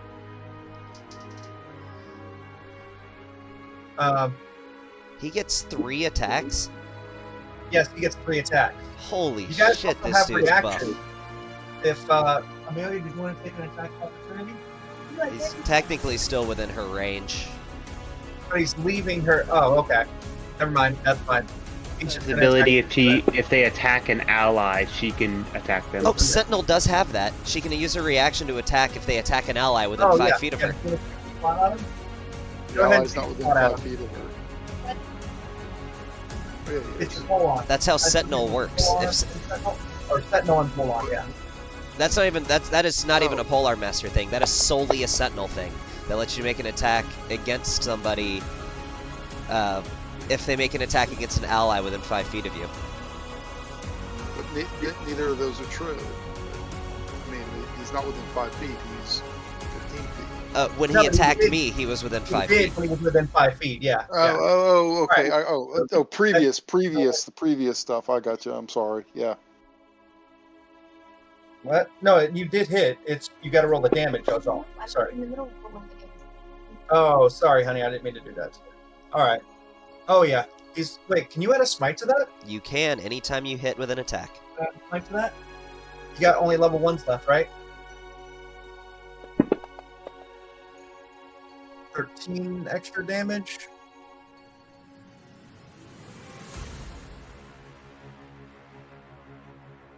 Okay. How do you finish him off? Oh yes. Yeah. Finally. Yeah. Oh my gosh. That range smite with your glaive. I know. Okay, so my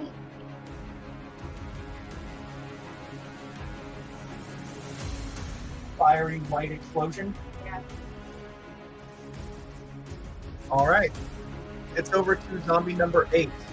And just for clarification, he was the one that was guiding all the zombies to behave relatively intelligently, right? Yes. Yes, he was actually directing them. Exactly.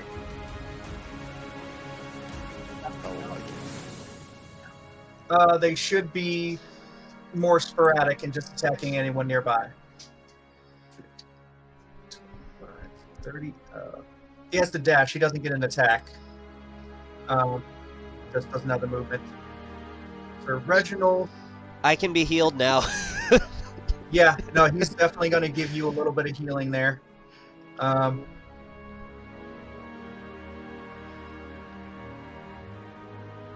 So let's see. He's still got a 2nd level spell slot. He's just going to go ahead and burn that.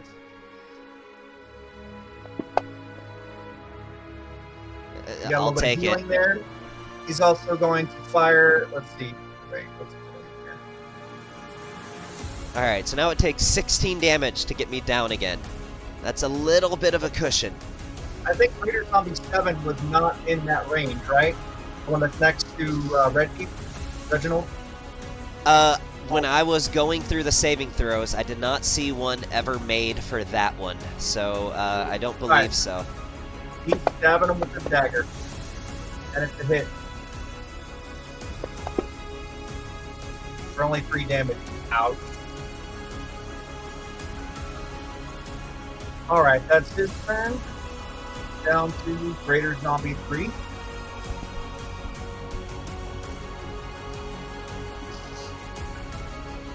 Oh, Greater Zombie 3's running, right? Let me see. Yes, he is turned. He is turned.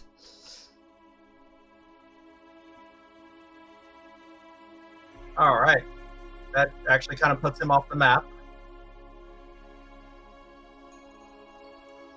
It doesn't say they run in a sensical way. They just run. So that doesn't mean they wouldn't run further into the church. Running away from enemies. That guy, the closest way was just out the door. Okay. But he had to run towards enemies, like. Well, the source of his fear is, it would be Rilbor. Rilbor. So, Yeah. So if he just keeps running, then he'd be kind of out of there. The Wight, not so much.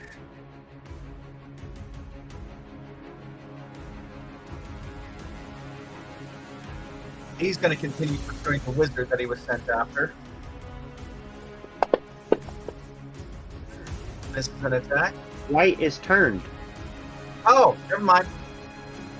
That's right. So he's going to also run just away from Rilbor as far as he can go, which is going to be right here. 10, 15, 20, 25. Okay, he's literally running all the way up over here. All right, you're it. He's turned. Greater Zombie number 2. Is that one also turned? no. No? No. He is not. He's perfectly Okay, fine. then he will keep going after him. That's fine. My AC is 21. Well, Yeah, that's only and a he's nat not 14 exactly this dude's got to advantage. roll, man. And he just rolled a nat 18.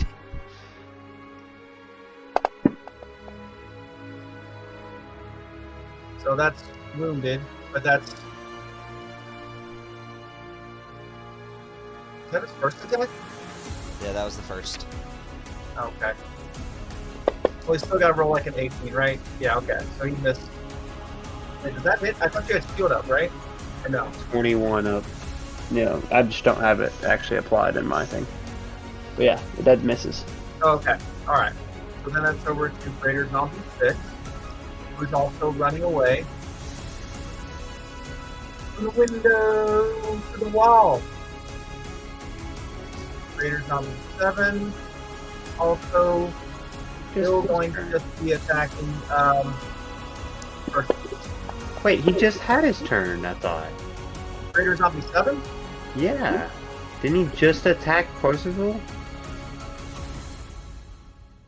I think so. I think that was a different zombie I took control Yeah, of. because you were wondering if 7 had been hit by the thing, Oh, yeah, and that's because it was Percival's turn to attack. I oh, was wondering if you should okay, attack him or not. my bad. So you Okay, actually cool. missed that one. All right, cool. And that's a nat 20 on Percy. I don't have my reaction. It's okay. If it's his time, it's his time. How do I do a crit? Is it just Just automatically hold go? shit. Yeah, I mean, hold shift. Hold shift. Yeah, Hold. hold shit. It's basically. Hold shift. Ow, and this then is go. gonna freaking hurt. Yeah, you said shit. Oh my god. He just got one time. That's a Freudian That was slip. a Dark Souls style coup de grace, is what that He was. just Like got He had some damage on him up. already, so it's not like he got one hit. that was like, you take the swing. Oh yeah. He Like got full on shank.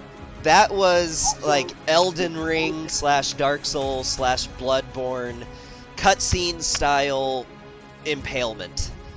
Alright, Sano, impress me. All right. Well, I don't like what I see going on in that general direction over there. So, paint a picture for me. Is this door open? That door right there, is it open at the moment? That door's open. That door's open. Cool, so I can see through it. So, let me draw a 30-foot line.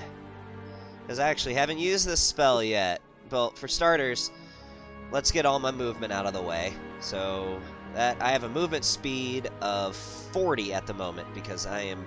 No, actually, I have a movement speed of 80 because I'm hasted. So, yeah, let's do this. So that's going to be 5, 10, 15, 20, 25, 30, 35, 40, 45, 50, 55, 60, 65, 70, 75, 80. I'm in the stairs now. So, my question here is, can I see down that flight of stairs?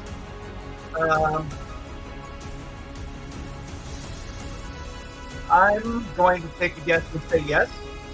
Bonus action, Misty Step. Alright. You might have to like drop down a few feet, but nothing that would hurt you. So I'll put you right there next to him. Cool. Yeah, so... Let's see here. How do I want to do this? Action is going to be... Do I want to Booming Blade him, or do I want to drop him to the ground with a... Okay, we might have to finish this round and then call it, because it's like yeah, almost I'm thinking that yeah, too. Big fight. No, I'm just going to go on for straight-up attacks. So, action, Booming Blade. Well, let's do it. And... Dagger of Humiliation. Here we go. I'm gonna use my inspiration. My bardic inspiration. Roll a d6. An 18. Yeah, that'll hit. Oh, thank you, Ragnvalder. Thank you so much. Yeah, alright.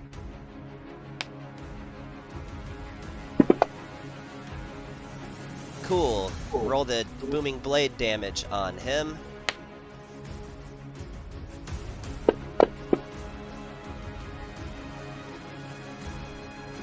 So add 4 damage to number 4. It added it on its own. Okay. You don't have to add it. I'll go ahead and drop this little tag on him. So that way he is marked. He is charged with thunderous energy at the moment. So then we use my hasted attack. Do another Dagger of Humiliation attack.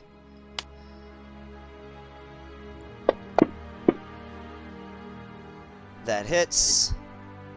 And for the sake of tracking, Lee, could you get rid of the effect on my character that says I have a charge of Bardic Inspiration, so we don't falsely think that I have it left? Done. So, was that the only thing you got rid of? Yeah, there's Okay. nothing else on there. Cool. Alright, Greater Zombie 4. I mean, it looks like I heard him, right? Yeah. Cool. Well, that's my movement, action, hasted action, bonus action, and you guys just saw me cover a lot of freaking distance in one turn. But that's it. That's all I got. All right, Greater Zombie 1. Oh yeah, he's right there. He's gonna try to take some fight with Damroth. Damroth should be resistant to bludgeoning, piercing, and slashing at the moment. He does get hit by the 19. I would roll it in here because he said he's resistant to it. He's 'Cause not he's resistant raging. to the necrotic damage. Yeah. So that's 7. And did you 5, make sure Damroth's AC is 10 plus Dex plus Constitution? Yeah, it's 19. Okay. Yeah. So he is going to take 9 damage, though. Well, that would be 7. No, because it's necrotic damage is the other plus 4. Oh, okay, okay. Well, actually, it would be even more than that. It would be 9 damage plus 2 would be 11 damage. Actually, 10 plus 4. It'd actually be 14. 1, 5, and 4 plus the 4 of No. necrotic. Uh, Oh, never mind. It would be a 9. No, 5 I had it right. It would be 9. It would be 10. It'd be 5 11. plus 4. He takes all of the necrotic. 9 of it is from necrotic. No, there's only 4 necrotic damage, and then there's 10 bludgeoning damage, which is half the 5. That's the total's 9.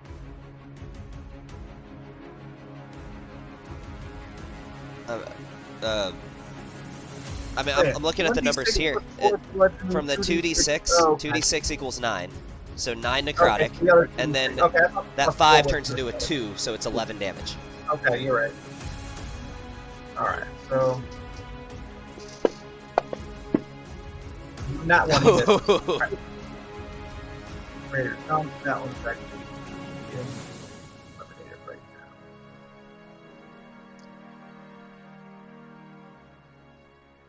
now. Alright, over to Balthazar. Alright. Wait, no, yeah, Balthazar. I'm saying, you brush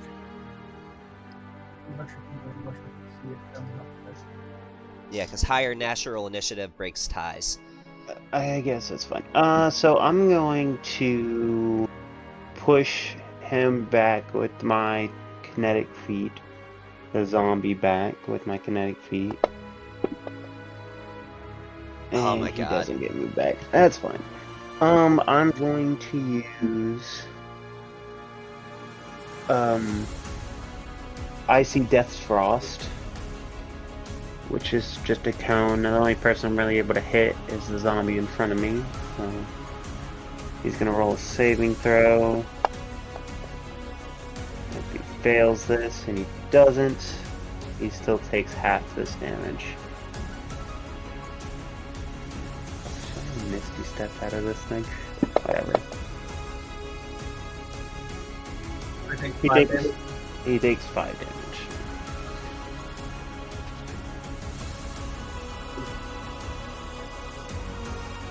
All right. That's over to Real Boar. Right? Is that your turn? Yeah, that'll be my turn. All right. What's Real Boar got?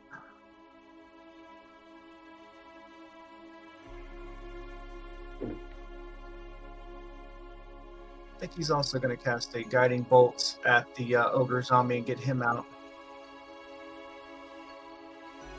Over zombie's turned. Oh, that's right. I can help out over here then. There's 8. hit. What damage on this guy? 12 damage. Not great. And break advantage on the guy. Now someone gets disadvantage. Then it's Damroth's turn. He's going to be attacking with advantage. That's a hit. Oh, and remember, cool. Damroth also uses a shield. You have that in there, right? He has a battle axe that he's using right now, but that's a one-handed weapon. Yeah. His other weapon is like just like a leather shield. Okay. Alright, so he's You'd have like a +1 or Plus +2 2. to his AC. Yeah, and that's plus not 2 more. 20. Ooh.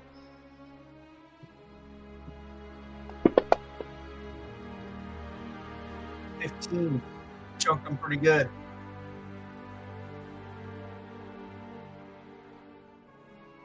Alright, that's his turn. Ogre is literally just trying to run away.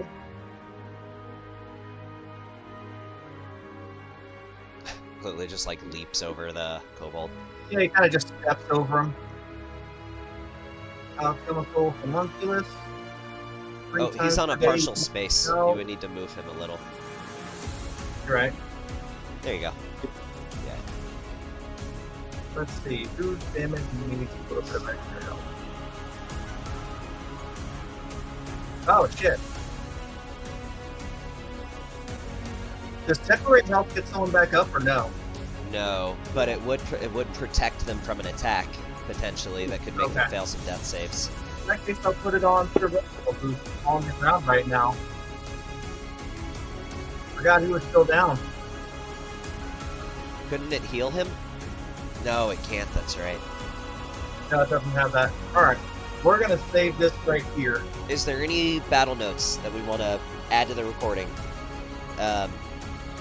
I will say my reaction's gone. I used it to shield myself. My AC should be 28 at the moment. Let me go ahead and change that so I know that.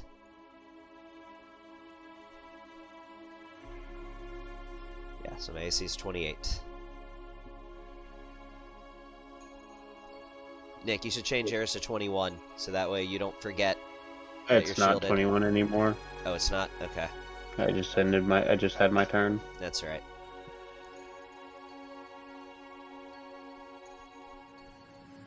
Alright, I don't have anything else. I think we're good till next time.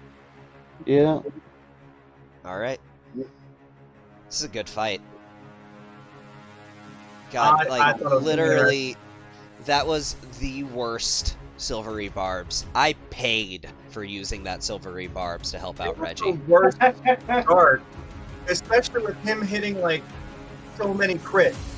I wasn't expecting just like, boom, nat 20, boom, nat 20. That's holy crap. Like, I'm sorry, guys. I still very much just as a player, I like being a team player in combat. I like doing things to help other people out. I need to be a little more selfish because if I had not used that silvery barbs, I would have been okay. I would have been all right. As a Why do you DM, think I don't have it prepared?